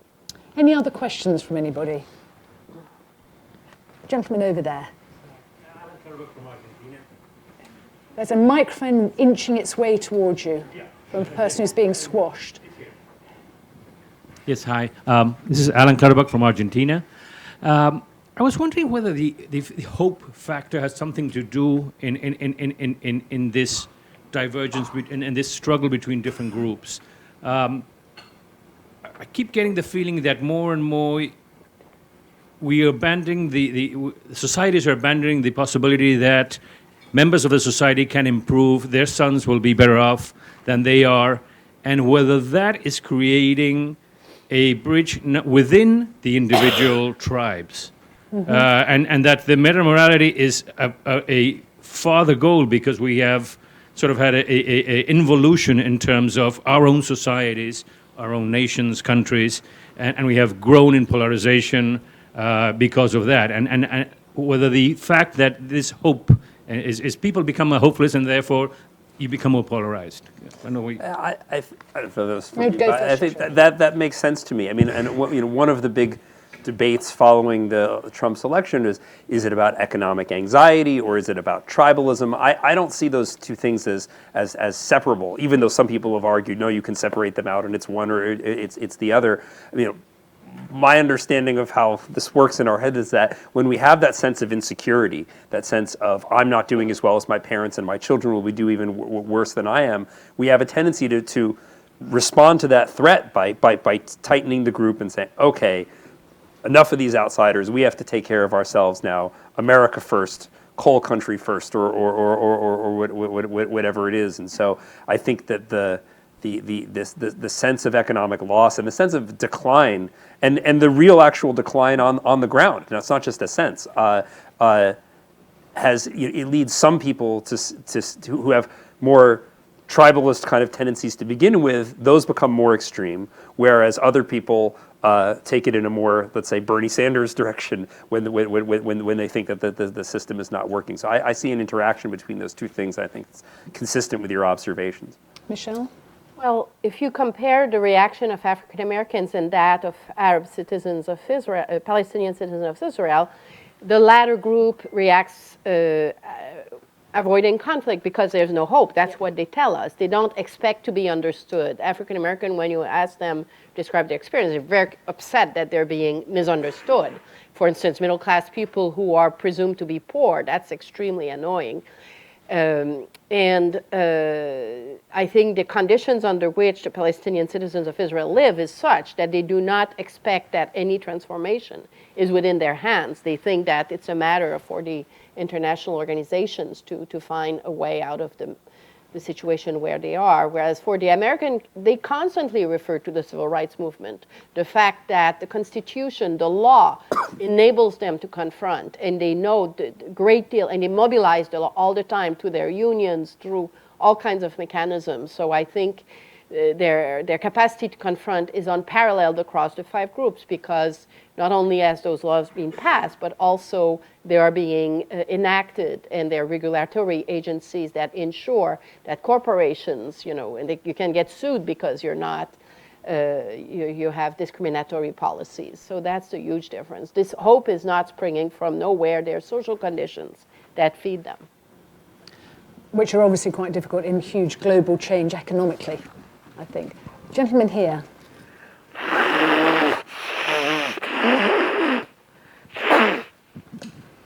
Thank you. My name is Chris Meyer. My company is called Nerve. And this is for Michele. You made the remark a minute ago about Sweden having achieved less rivalry, tribalism, at the expense of diversity. And I wonder 2 things. First, we could think of the Scandinavian countries as homogeneous in certain reasonably superficial ways. We recognize a Scandinavian type, although, of course, it excludes the Samis who are throughout the region. Of course. So you showed us the explosion of papers on different definitions of what diversity means. We don't know that the Swedes are less sexually diverse or many of those dimensions. So the first question is it really true that Sweden, for example, is as much more homogeneous as we tend to think it is? And if you might admit a possibility that it isn't, what would you do with a hypothesis that diversity of income or economic diversity is actually more important than many of the other dimensions, and that might account for the relative harmony in Scandinavia? Well, it always is on, as I'm sure you're aware, on any index of quality of life, Sweden is very high. And so, of course, it's a society, it's in a very abundant society, and a social democratic society that uses, has a very, very high level of taxation, and it redistributes toward the poor a lot. And its corporatist model is based on collaboration across classes between the unions. And so the very fabric of the government is oriented towards sustaining solidarity. And its collective identity is very much anchored on the notion of humanitarianism. So therefore, it's a country that hosted the most Serbian refugees. So, so it defines itself as a country of abundance that is also a country that welcomes outsiders. Canada does exactly the same thing, with Trudeau getting, being the most popular person now because he welcomes the Serbians by telling them you're home now. So, and those are also, of course, identities as highly advanced industrial societies that are defined very much in opposition to the US. So it's a cultural niche that is available to them, in part because the US defines itself as everything that is not that. But I think what I said about Scandinavia in general holds for Scandinavian societies. Norway, which has this enormous wealth produced by oil, has also allowed a very low level of social conflicts. And it has, if you go to Oslo, there's very wide now, neighborhoods with Muslim population. And there are tensions like there are everywhere in Europe, but they're managing them much better, in part because there's an index called the Keating-Kimlicka Index that ranks all societies based on how well they're doing in terms of multiculturalism. And this includes how much are they teaching English, well, in the US it's English as Spanish as a second language, all kinds of indicators of what the society does to integrate people. And there's research that shows that the higher the societies rank on this scale, the more their immigrants are engaging emotionally and cognitively with the host societies, and the more likely they are also to want to run for political office. So it's really a case of, I think that's where the issue of what is done culturally and institutionally to integrate people matters a lot, because immigrants receive the message that the society depends on them to grow, economically and otherwise. And it makes a very big difference because cultural membership is engineered. It's engineered by the state. And I think when Trump goes on and on with his language of exclusion toward everyone, it's just being extremely counterproductive, because he's constantly telling all immigrants, you're only allowed here if if you make a lot of money, otherwise we're not interested in having you here. So, Do you want to add to that? Oh. We're going to wind up in 2 minutes, but I just want to ask a personal question, which is, do you ever, when you think about tribes and diversity, think of neurodiversity? The kind of boys in Silicon Valley who are developing technologies and an entire world that the rest of us in the West at least live in, and yet actually seem utterly divorced from an awful lot of tribal loyalties as we have understood them and talked about them tonight. And that may be because they are neurologically diverse. They're on their brains are brilliant, but they actually don't connect in the way that you've talked about connection. Do we ever look at that? I mean, there's certainly, it's not something I've ever done research on, and there's a increasing awareness of neurodiversity and around autism and the autism spectrum in particular. I think that, I mean, it's interesting. I think it's a different kind of diversity. Exactly. Right? But it may be a very important one. And I think one. it's in some ways it's similar to, people often ask why did marriage equality and other gay rights issues happen so quickly, and it's still taking so much longer when it comes to race and things like that. And I think it's because, and other people have said as well, that you can have a gay person born into your family, into the middle of your tribe, whereas a white family doesn't just suddenly have a black baby, right? Or a baby who turns black or becomes apparent that the baby is black when they're 12, right? And so there are whatever differences that people may have in the way that they think, they still have friends, they still have family members who are part of the rest of the way of seeing the world. And so I think that difference is not going to function in the same way, if it's real and it matters, the way traditional sort of tribal differences do.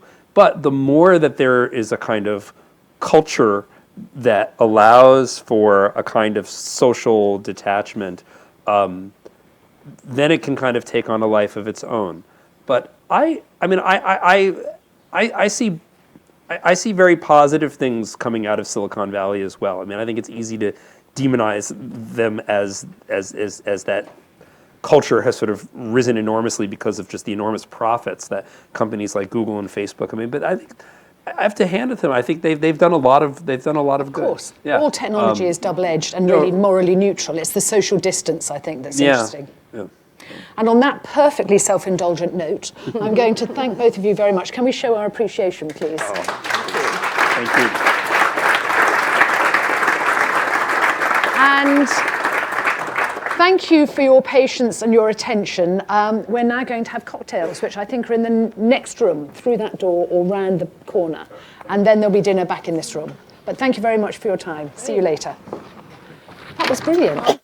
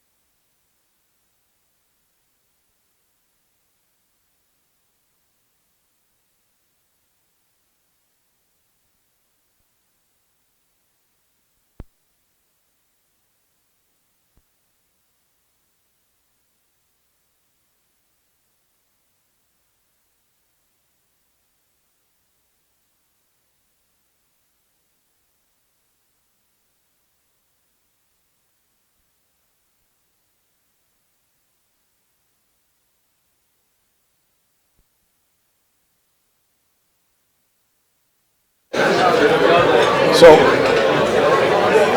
are we good? Good. I may use that at first. Yeah, thank you. Okay. Good evening. Sorry. Hello. Is this working? I don't think we have to switch it on, do we? No, they switch it. Hello, hello? Is this on? Hey. Hello, hello. Hello, hello. Hello?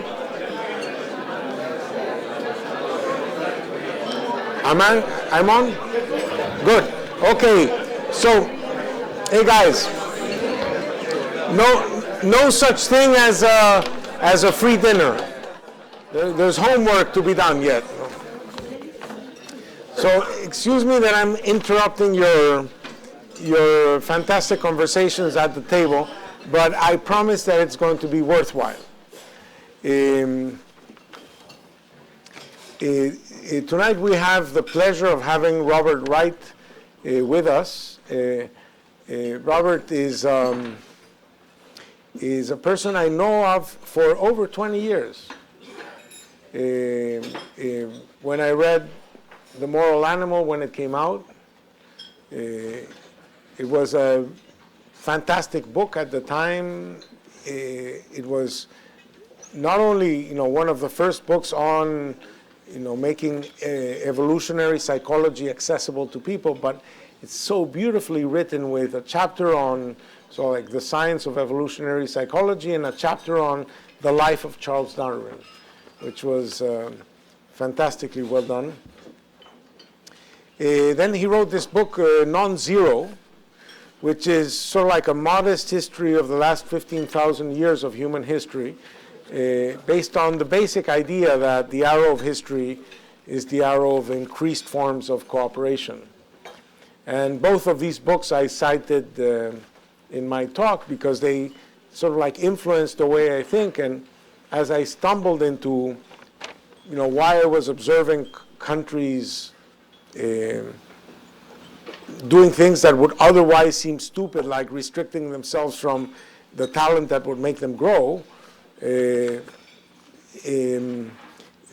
book came to mind as saying, history has always been forcing people to interact more broadly.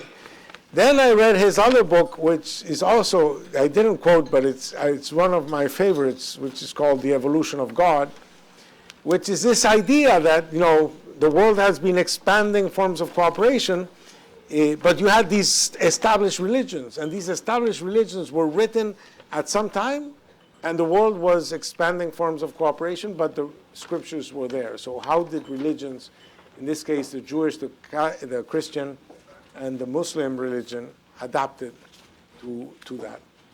Now his next book is going to be on Buddhism.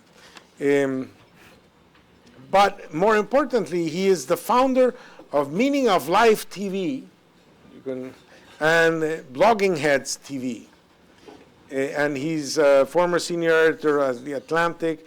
He wrote a ton for The New Yorker, the Foreign Policy, and a bunch of other places. He's extremely well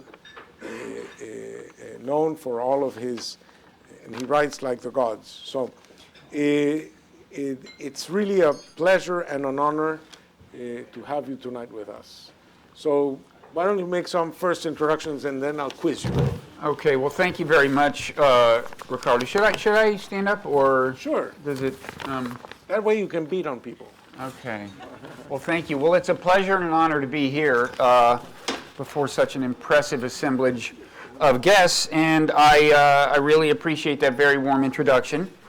In some ways, I'd prefer to have people lower expectations before I talk, but you've raised them for better or worse. Maybe I should lower them a little. The Meaning of Life TV he referred to, that's not like real TV, like on a TV set. It's just like a website. Okay, so. But thank you so much. Now, Ricardo and I agreed that the prospect of me giving a long talk is much less attractive than the prospect of us having a conversation. So that's mainly what we're going to do. I'm just going to give a few preliminary remarks that either will or will not prepare the ground for that conversation, depending on what direction the conversation takes. So, one feature of my psychology I've noticed over the last few months is that almost regardless of who I'm talking to and what I'm talking about, I feel an urge to steer the conversation toward the subject of Donald Trump.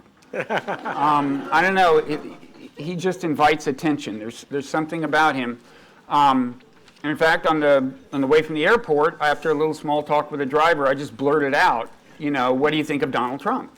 And I'm happy to report that this driver is not a fan of Donald Trump. He is a fan of the New England Patriots, which I regret, but Predictable. yes, that was not surprising. So during just these 10 or 15 minutes of remarks, I'm going to resist the temptation to talk about Donald Trump. However, he will be here as a kind of a subtext, I guess you could say, because I'm going to talk about, just quickly, kind of my view of human history. And there's a sense in which I guess you could say that this view of history puts the Trump phenomenon in kind of a cosmic context or something. I mean, it's a way of viewing the Trump moment against the backdrop of all of history. And what I want to try to explain is why, in my view, this moment, the Trump moment, has been kind of in the cards all along. It was inevitable that humankind would face the kind of challenge that Donald Trump represents. And I do think it's a very serious challenge. It's a moral challenge. It's a challenge of politics, of policy. And I really think if we fail the test, the consequences could be pretty dire. Now, I'm not saying, when I say this was in the cards, it was inevitable, I'm not saying that Donald Trump himself was inevitable. He has many eccentricities that I think one would not have predicted in a president of the United States. I think we can safely put him in the category that historians refer to as contingency, just kind of, random, unexpected things. That is Trump himself. On the other hand, if you ask what Trump represents, more generically, I think that's what was likely to show up sooner or later. And I think one thing he represents, as a number of people have noted, is a kind of a tension between globalism and nationalism, or as the case may be, ethno-nationalism. As you may have noticed, this is happening in other places, the same kind of tension in a number of European countries and so on. In that sense, it's not crazy, I guess, to assert that maybe this was just kind of in the cards. It's happening in a lot of places. I think the difference between me and some other people who would assert that is I'm arguing that it's been in the cards for like millennia. This kind of challenge. And I think the challenge has a number of dimensions. It is, first of all, it's a challenge having to do with how we define us, what tribe we feel ourselves as belonging to. I think it also is associated with policy challenges.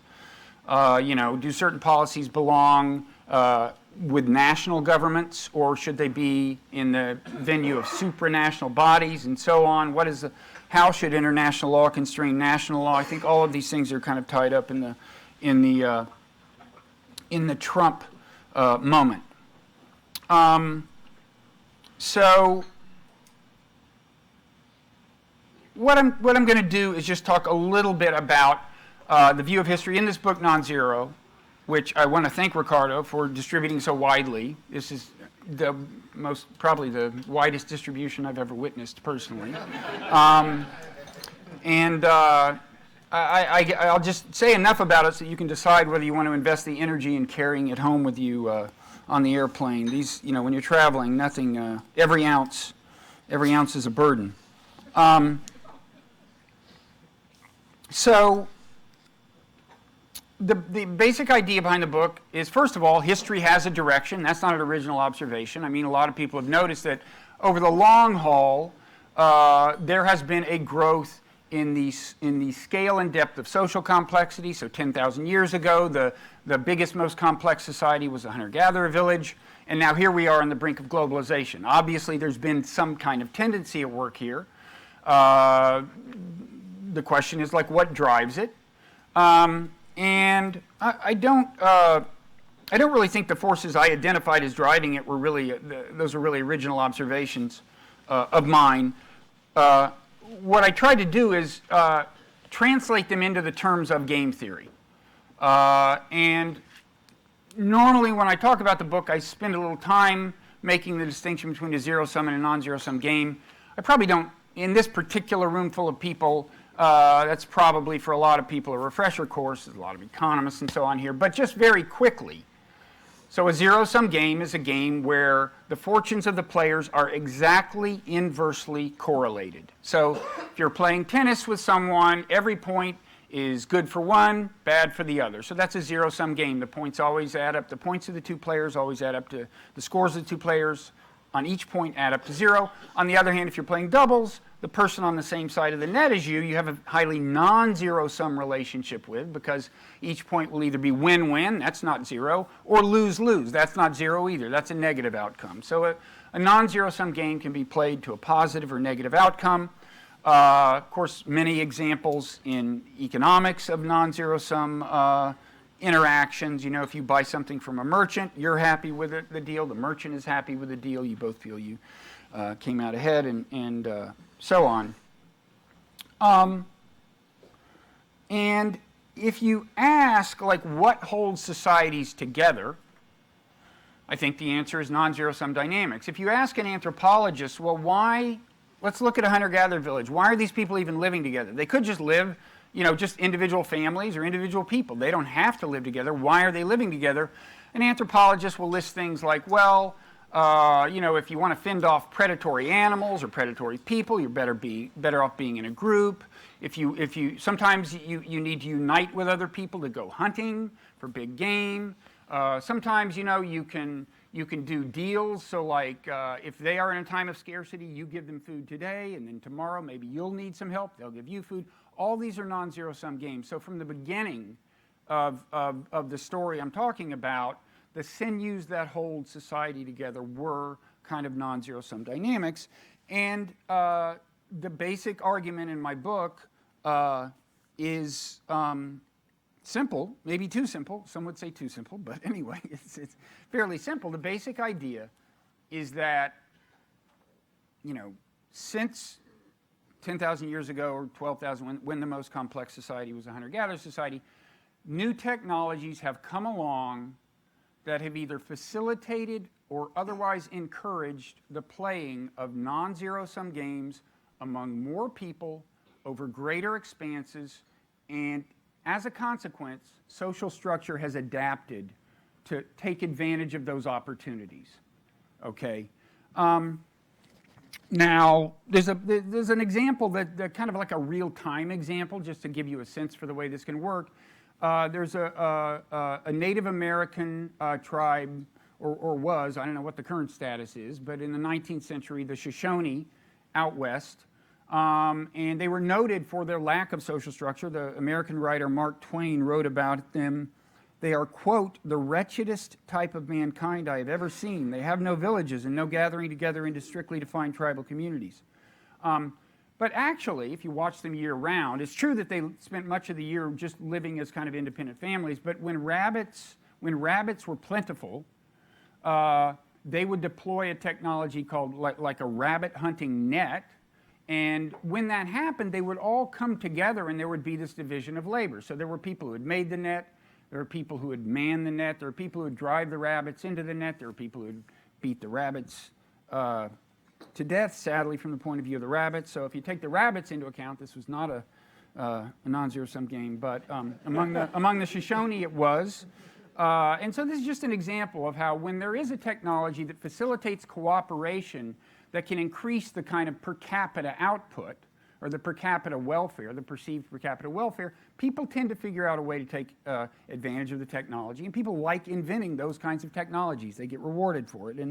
And my argument is that this is much of the story of the growth in the scope and depth of social complexity over time, the story from hunter-gatherer village to globalization. Now, And there are certain technologies that are particularly important, information technologies, for example. In fact, if you look at some of the great thresholds that have been crossed in the course of this story, so for example, when you move from the so-called chiefdom, which is associated with an agricultural society, that's like a multi-village polity, to like the ancient city-state. The city-states tended to have writing, information processing technology that facilitated social organization on that kind of scale. Now,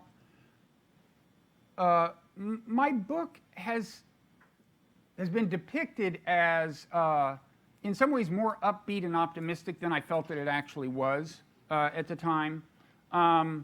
It makes sense that it would be, I mean, I'm sure it sounds kind of upbeat and optimistic, right? I mean, non-zero-sum game, win-win, everybody wins.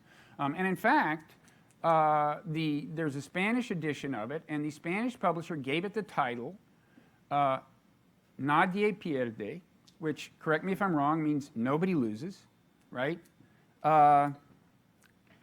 With all due respect for my Spanish publisher, I think that's, slight oversimplification. I'm fine with the title, but I mean, life is more complicated than that.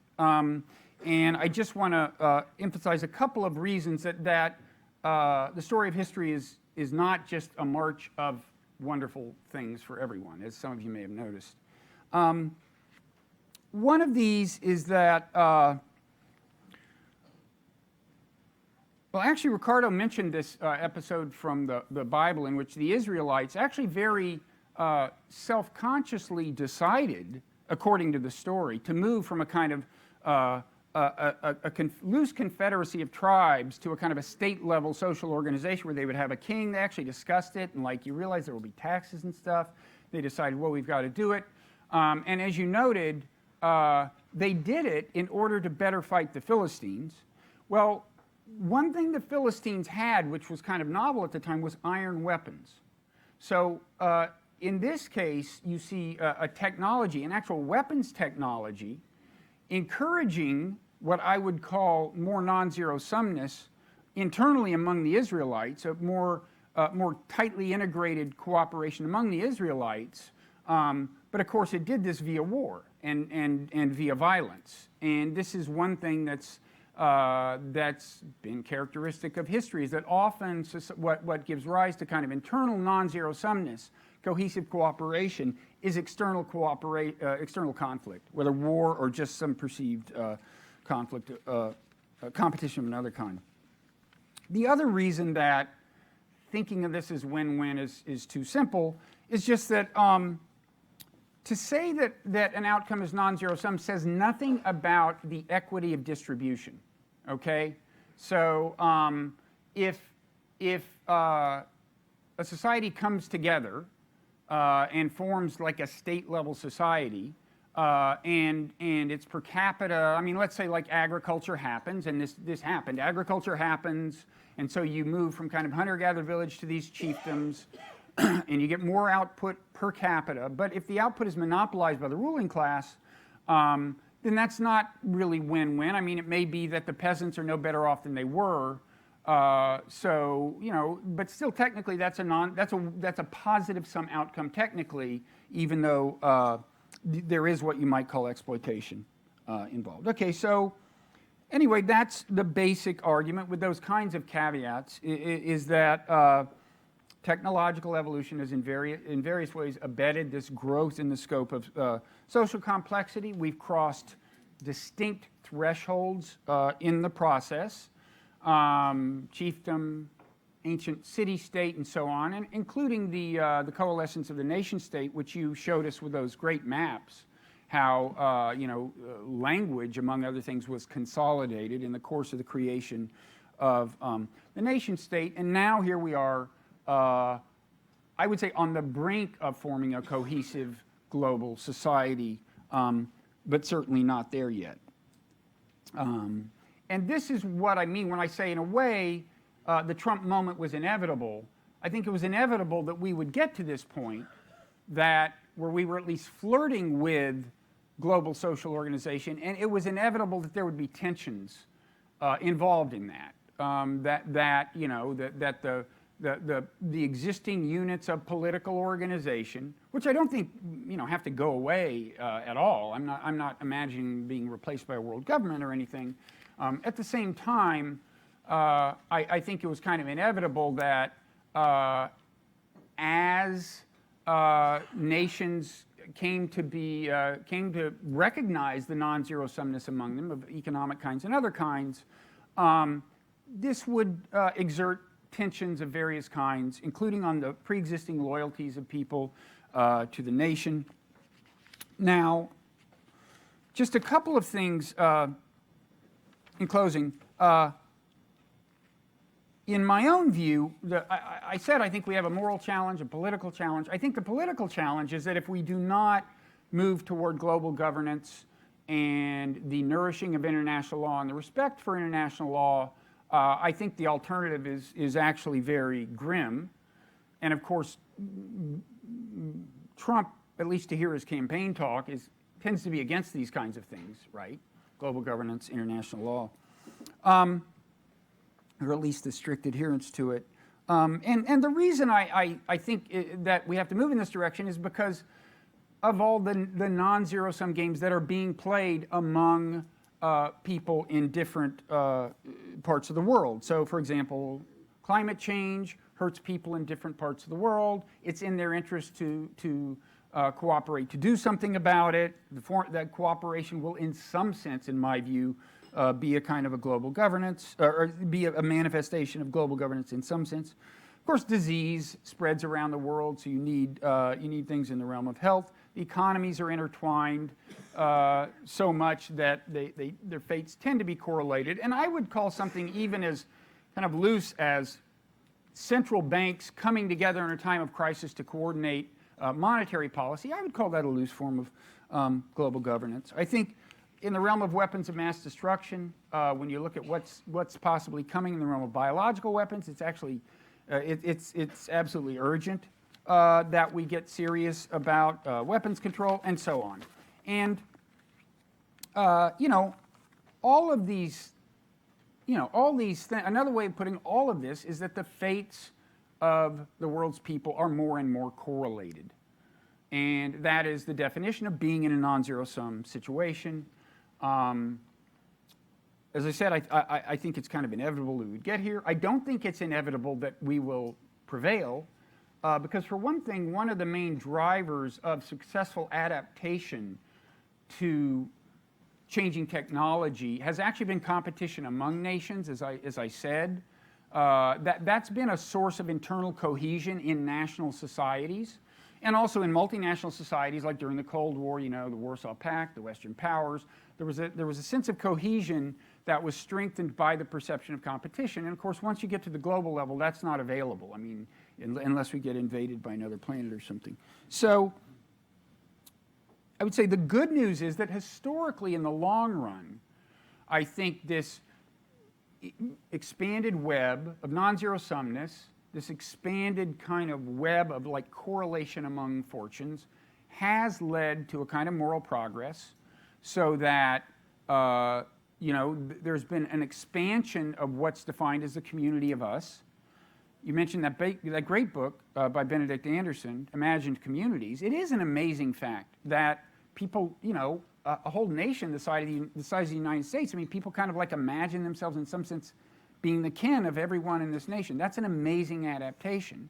So humans are capable of expanding the conception of us. And I can talk more about that if you want to take things there, but I think it's far from inevitable. I think the logic is there, but it's not trivially easy to get people to recognize the logic when it is there. And sometimes it's not there, as I said. So thank you, and now we can...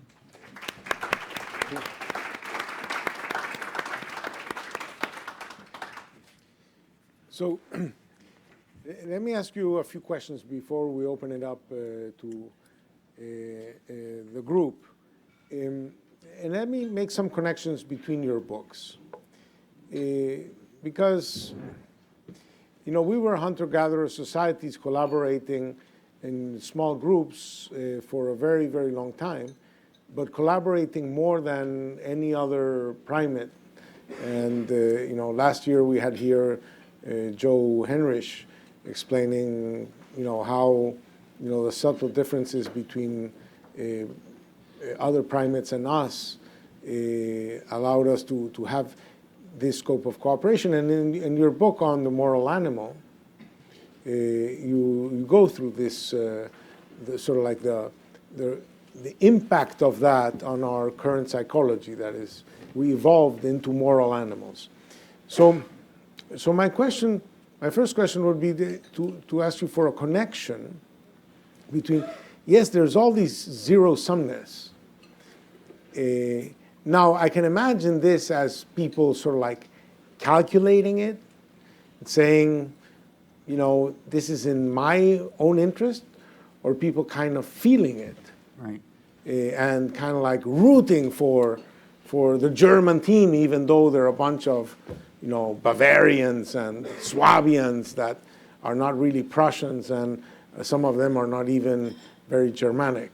But suddenly you develop a sense of loyalty and feeling towards that broader sense of us. So is this sort of like we have to explain to people, or is this sort of like a feeling that evolves? Well, I mean, it is in the first instance a feeling. I mean, certainly according to evolutionary psychology, we were designed by natural selection to play both non-zero-sum games and zero-sum games, because both of them were part of life as our species evolved. And the way natural selection got us to play them is to a large extent via feelings, as you suggested. So, you may notice that at an event like this, when you meet someone and you find you have a common interest, ranging from rooting for the same sports team to a common research interest, whatever. Now, on the one hand, you may, your mind may start working. You might think we could collaborate. That would be good. But I think if you pay attention, you'll see that aside from that, there's an actual warming of you toward a person when you sense that you have a common interest with them. Or the great, warmer of feelings among people to find that you have a common enemy, right? Like, you start talking about some like the Yankees, you mean? The Yankees would be something it sounds like you and I could agree on. All the emotions that govern friendship, a sense of obligation, like if you actually feel guilty, if you conclude you're not holding up your end of the friendship, and then the sense of betrayal, if a friend you think is not delivered, all these are evolution's way of getting us to play non-zero-sum games. And so the good news is that when people recognize a non-zero-sum relationship, when it strikes them as truly non-zero-sum, they are likely to warm up to the and this really is a huge source of hope. I mean, in my book, The Evolution of God, I argued that if you're trying to explain why is it that all the Abrahamic religions have, on the one hand, passages that represent belligerence toward other religious groups, and on the other hand, have passages that represent tolerance of other religious groups, I argued that it has to do with what the political situation was at the time the scripture was written. Whether that group was seen as non-zero-sum, having a non-zero-sum relationship with you, or seen as like a threat or something. So that's the good news. And I think that's been the basis for a lot of moral progress. The bad news is twofold. First of all, sometimes we don't correctly sense a non-zero-sum relationship when there is one, especially when we're living in an environment that's very different from the one that natural selection designed us for, right? It didn't design us to think like, oh, there's somebody over on the other side of the planet who also faces the peril of something called global warming, so they're my friend.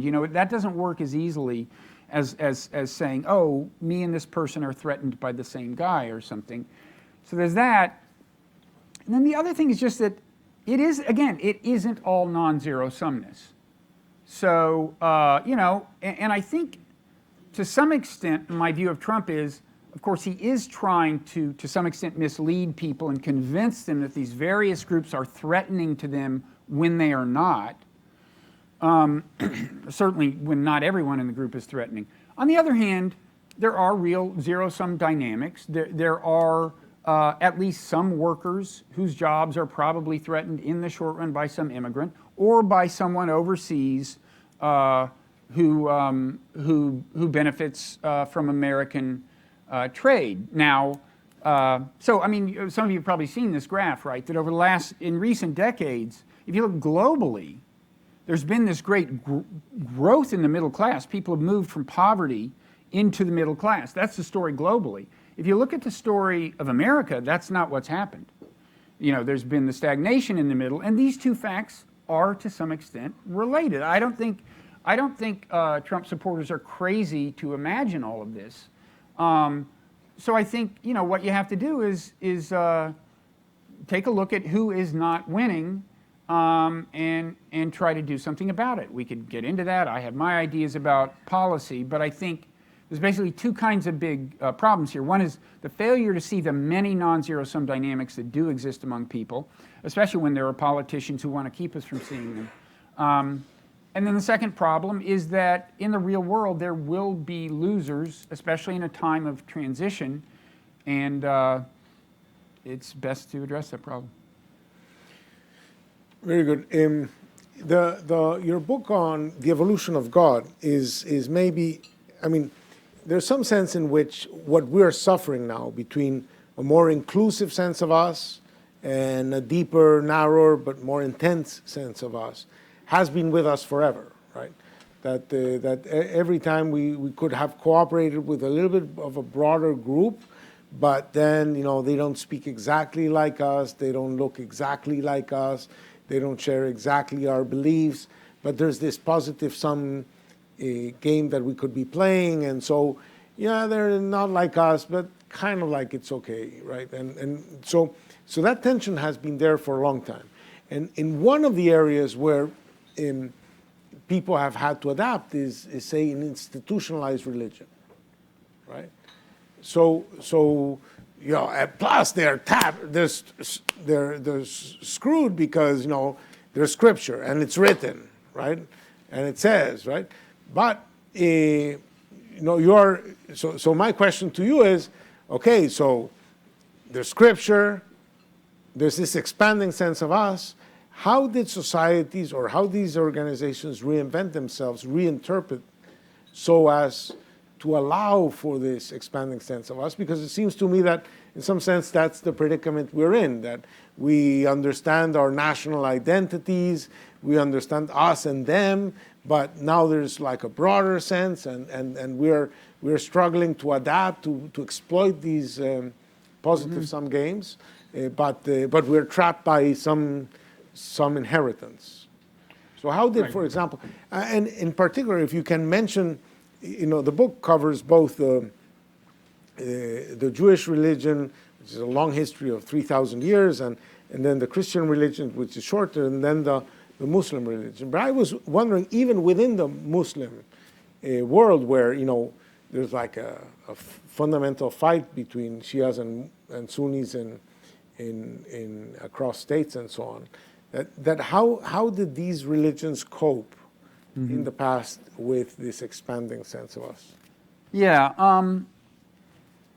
So I think, I mean, first of all, I take great issue with the kind of the so-called new atheist diagnosis. I don't know if new atheist is a term in all the countries that the many people here come from, but, you know, it's a group of thinkers who think that the big problem with the world is like religion. And I understand, you know, a lot of this grows out of like 9/11, and they've heard Muslims say it's, you know, our religion dictates that we do this or that.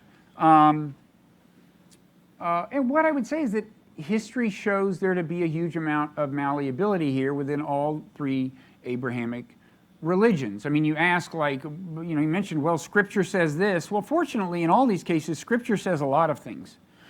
And people can pick and choose. Now, we can't do that with equal readiness in all religious traditions, but you see this in all religious traditions.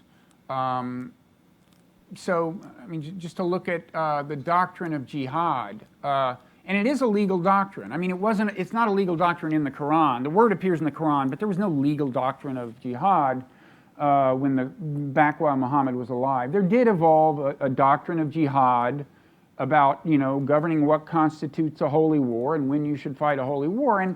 And that turned out to be this incredibly adaptable thing. Originally, the idea was kind of, well, people of the book, Muslims, Christians, and Jews, are in a special category, so we can tolerate Christians and Jews if they pay a higher tax. This was the deal 1,200 years ago or something.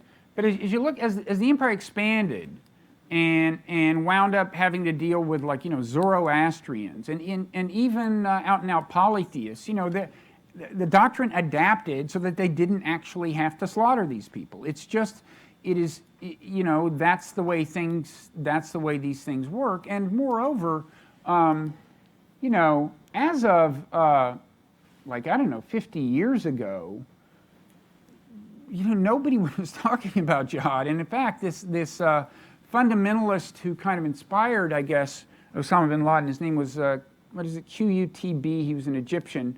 His big complaint was that young Muslims had forgotten about the doctrine of jihad. Well, that's the way it works. And when you talk to different Muslims and say, what does the Quran say about tolerance? The different ones will cite different things, and they all believe that what they're citing is the truly representative thing. So, and if you look at the circumstances of the people who are citing different passages, the passages they're citing seem to be pretty explicable in terms of how they see their relationship to the world. So, in fact, Osama bin Laden, a scholar of Islam at Princeton, Michael Cook, pointed out to me that, he could have just, if he wanted to, just cite the doctrine of jihad whenever he wanted to justify an attack, but he never stopped there. He always had a grievance. He always said, America did this, America did that. And that perception that America is at war with Islam is what gives strength to these kinds of interpretations of Islam, I think. So it's not a trivially easy problem, but I think it's a big mistake to view Scripture as determinative, as opposed to being, as the interpretation of Scripture being responsive to people's perceived social and political realities, which I think is more the case. And in any event, that's the only thing we have control over. We cannot rewrite the Scripture. So to whatever extent the political and social perceptions do influence the reading of Scripture, I think that's the lever we have to try to use. You say that Trump, in some sense, was inevitable. But on the other hand, you could also say that Trump is wrong in the following sense. I can say that. You want me to say it? Be happy. In the sense that it's not an equilibrium path. If you're a game theorist, you would say that it's out of the equilibrium path. It's not in the equilibrium path. It's not optimal for you to behave that way. Trump famously said in his inaugural address that it's America first. You guys, we're not thinking about you. We're not caring about you. We don't really care.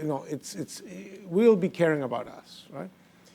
And the problem with that is that now you've informed people that they don't have any particular reason to cooperate with you, because at every turn of events, if it's not in your interest to reciprocate, you'll screw them, right?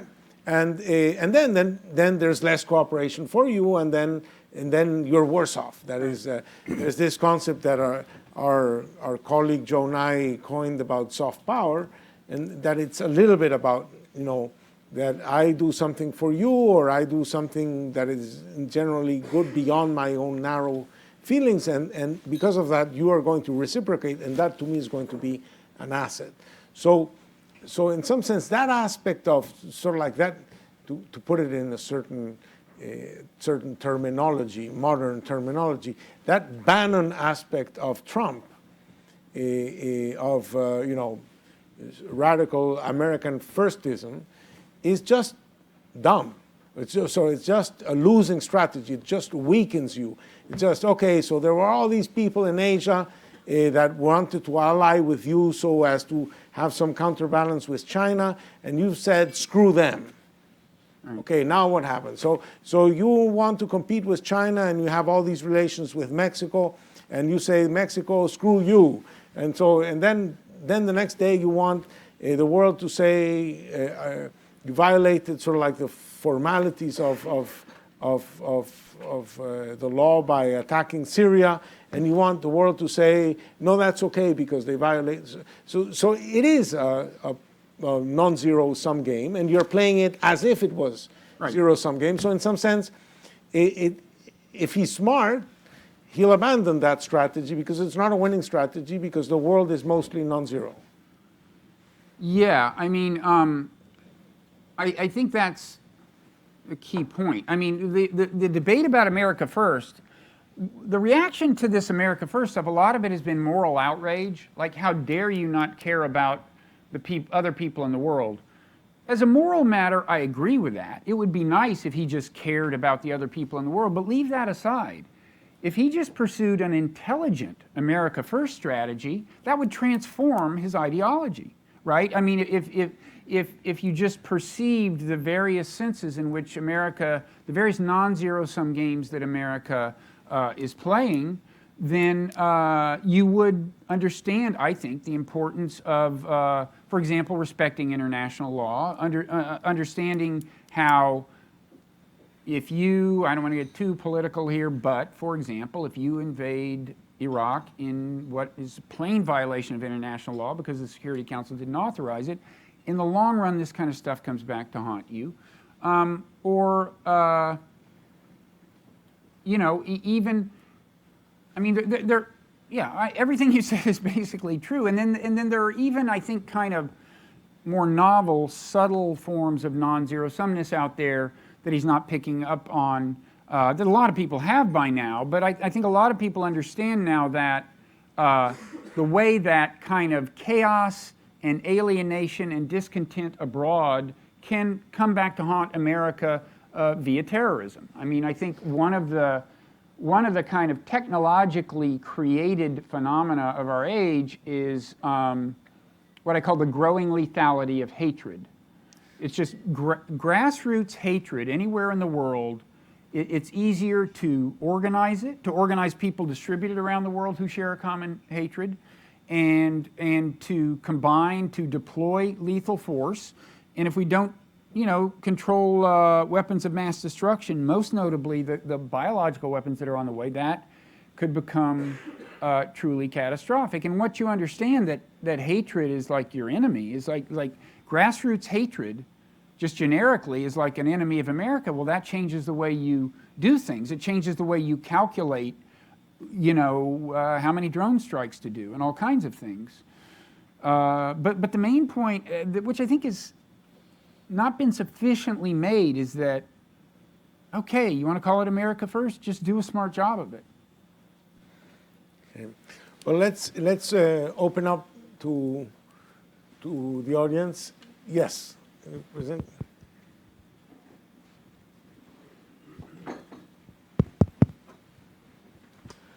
I'm just wondering if when we talk about, say, the America First policy as the game, we're not watching the right game. It seems to me there is a newly extremely positive sum game going on globally, fulfilling this prediction, and that is the global financial world. So whether it's Chinese investors in Boston real estate developers, or things that you would consider more crony capitalism and Ivanka's brands in China, whatever, that's a fabulously positive sum game being played globally, and it's happening. Sure. And everything else is just rabbits. The Shoshones didn't come out so well for the rabbits. Well, maybe the institutions that we think are the real game are the rabbits in that newly emerging game. Well, let me just, so account for, another way to ask the question is, account for the First World War. There was this feeling of globalization and so on, that wars could not happen anymore, that we were too interdependent, the world was really open. And then, you know, we got into the First World War and the world closed off for the next 70 years or something. Yeah. I mean, economic interdependence is not a guarantee against war. I do think it, by and large, has anti-war properties, which may be one of the things that you're suggesting. And, you know, certainly the economic interdependence has grown more fine-grained and more globally pervasive. And, you know, what was it? It was 30 years until the next World War. And now, since that World War, it's been, 70, 80, whatever. So, I mean, I think you can certainly make the argument that economic interdependence, I mean, to say nothing of what's happened just in Europe. I realize that right now, suddenly, things look as if the European Union may fall apart, but you have to realize that, like, you know, in 1946, if you had said, do you realize that in X number of decades, France and Germany will have the same currency, you would have said, oh, really, which nation will have conquered which? You never would have imagined that they would peacefully enter into this kind of agreement. Now, was that a bridge too far? I don't know. But even now, nobody seriously imagines war within Western Europe, right? I guess it could happen. But that itself is a radical development in the sweep of history. So I think, you know, I take your point. There is this, there are all these win-win games being played in the financial world, but of course the people who benefit from them do not exhaust the population of the world. And interestingly, if you ask, you know, why do Trump supporters, you know, why won't they see the non-zero sumness? Why won't they understand that they're all citizens of the world and so on? Part of the dynamic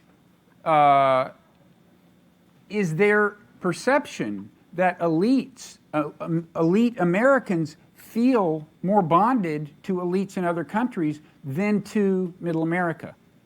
So, I mean, that's just how complicated these things can be, and I think there's some truth to it. I think, you know,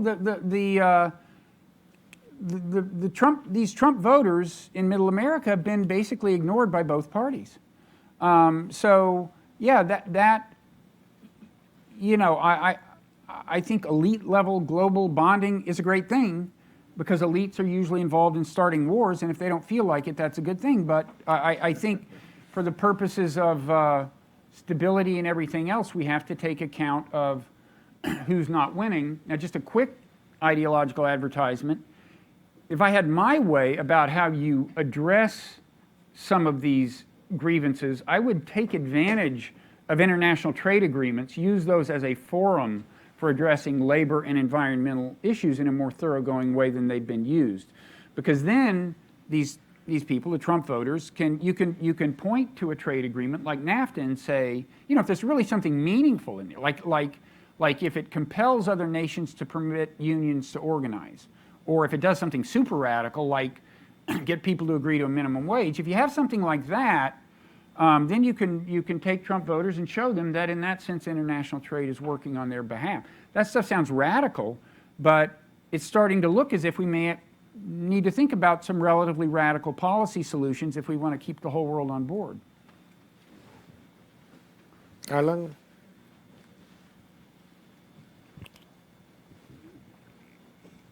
Yes, I took specific note of something you mentioned in which you said that non-zero-sum game says nothing about the equity of the distribution.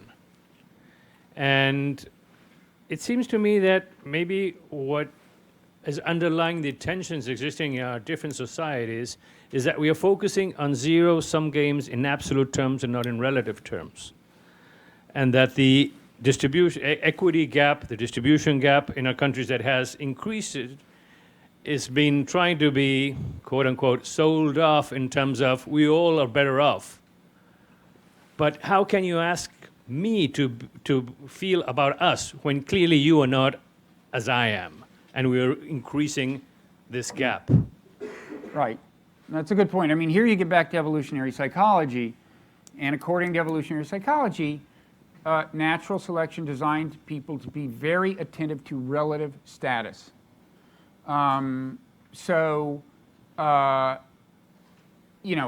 It is of meager consolation to people if they're not getting any poorer, or maybe even getting a little better off. If everyone they see, like on TV, is getting way better off, that's hard to accept psychologically, especially if you're being asked to consider these people your brothers. You don't go off to fight wars for them and things.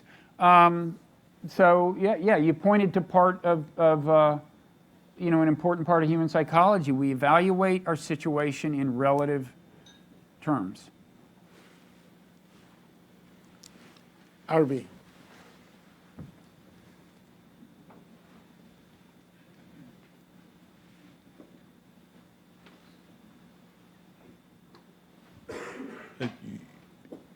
You point out this era of history going towards people getting more and more towards the concept of being in a group or more sense of us. But isn't there also some sort of cyclicality into it more than a... Some sort of what? Cyclical.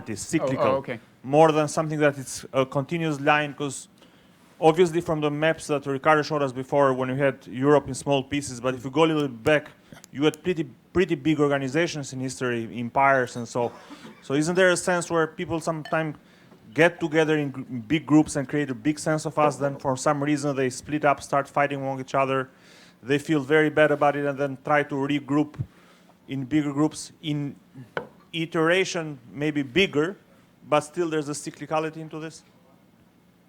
I mean, there are cycles of various kinds. I mean, for example, with information technologies, what has happened repeatedly is that a new information technology comes along, like writing, or much more recently, like video. And at first, it's kind of monopolized. So in ancient states, there was an elite class of priests who knew how to understand writing. Nobody else did. 40 years ago, there were 3 TV networks in America. And that made it easier to sustain kind of national cohesion. And now suddenly anybody can start, even me, you can start like a TV, like a video website. So first of all, you get that kind of cycle that I think is technologically driven. Sometimes, I think the printing press, as a number of people have said, played a role in the fragmentation of the Catholic Church's authority. Once, anybody could get a manuscript widely circulated. So there's that. But there's also the fact that sometimes it's kind of hard to do the final accounting as to whether fragmentation is really fragmentation. So, for example, if Scotland drops out of Great Britain but independently joins the European Union, how would you do the net calculation there, right? In terms of,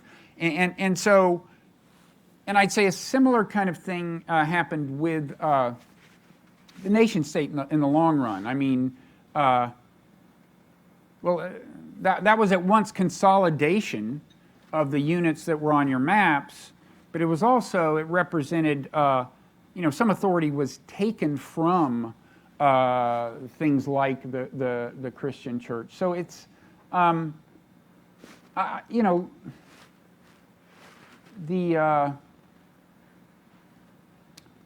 think in the long run, you're always going to have meaningful units that are small for various reasons, including the fact that some policies are best decided at lower levels of organization. I just think that more and more they're going to have to be formal rules of the road that are globally respected. So it can be a very kind of a federalistic type system globally. I'm not imagining some kind of world government, but I do think that on balance, there's been a growth in the there's been an expansion of the scope of norms and laws, and that's going to have to continue to some extent. Yes.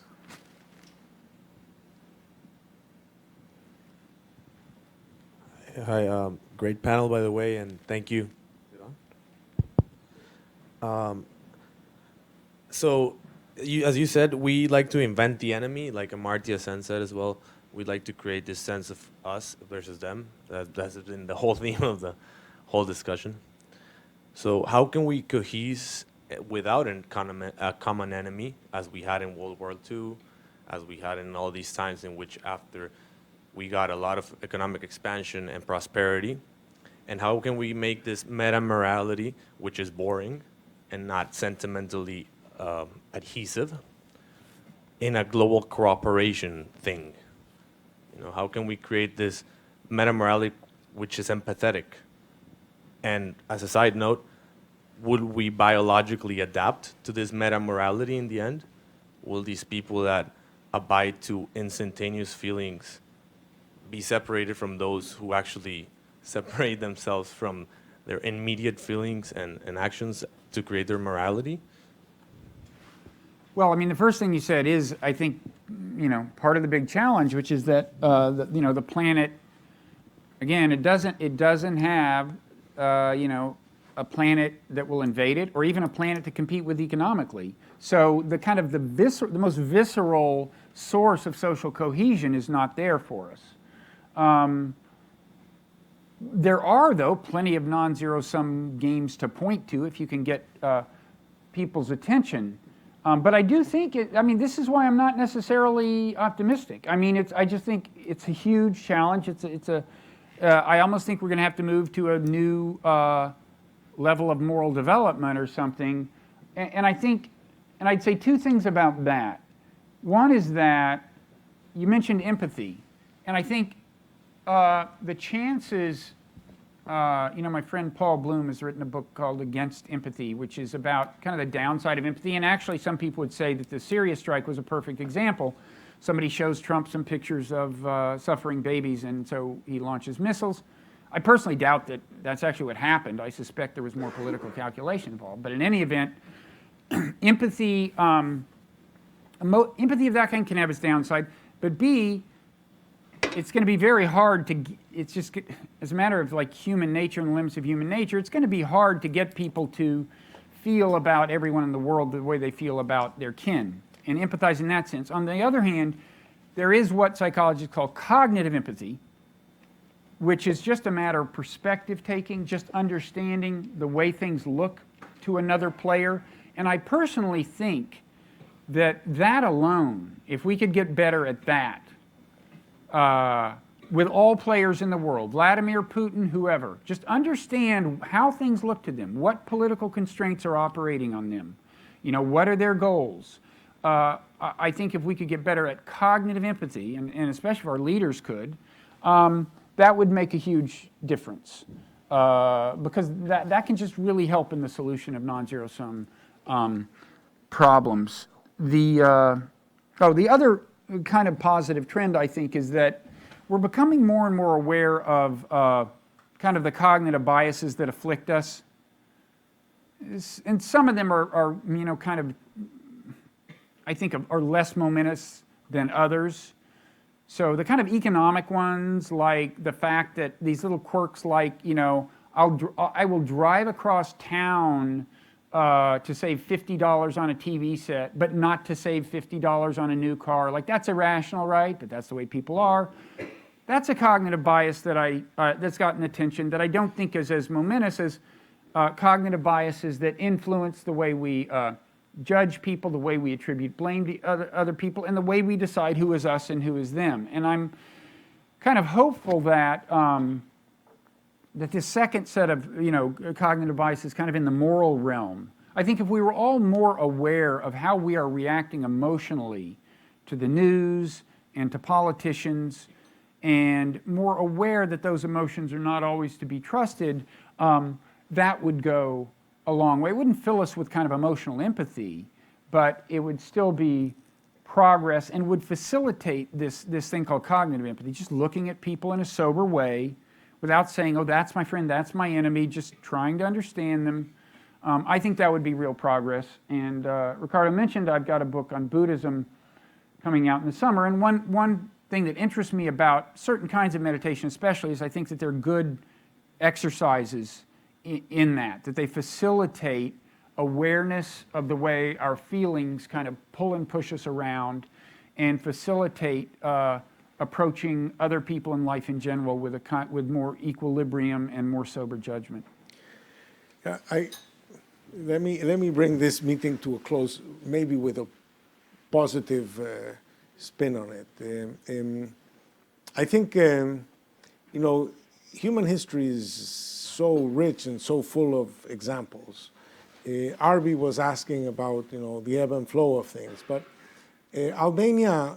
Arby is the deputy mayor of Tirana in Albania, and Albania was divided in many ways. There's an Albanian Muslim community, there's an Albanian Greek Orthodox community, there's an Albanian Catholic community, and they had an external enemy, and the Serbs, the Greeks, and so on. So they decided that defining yourselves as Albanian was kind of good enough.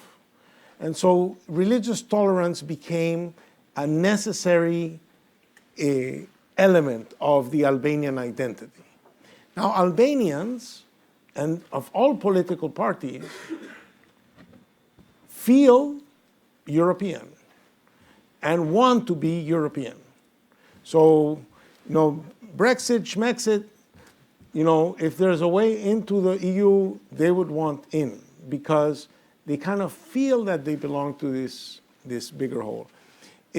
By contrast, there's Sindh, there's Punjabis, there's Baluchis, there's Pashtuns, and so on in Pakistan. And, to cope with that diversity, they kind of said, well, we're Muslims. We can't talk to each other, we can't understand each other, but we share something, right? And, that was kind of like good enough for them. The miracle, a country like India, where they were able to have a sense of identity enough to have a fairly, pretty stable political system with, kind of no narrowing of diversity, and it kind of like seems to work. There were some people who thought after the Second World War, with the trauma of the Second World War, that they could pull off this incredible political experiment in Europe of trying to create some kind of political union. We in Latin America have 18 Spanish-speaking countries, not to talk about Brazil. That is sort of like misspoken Spanish. But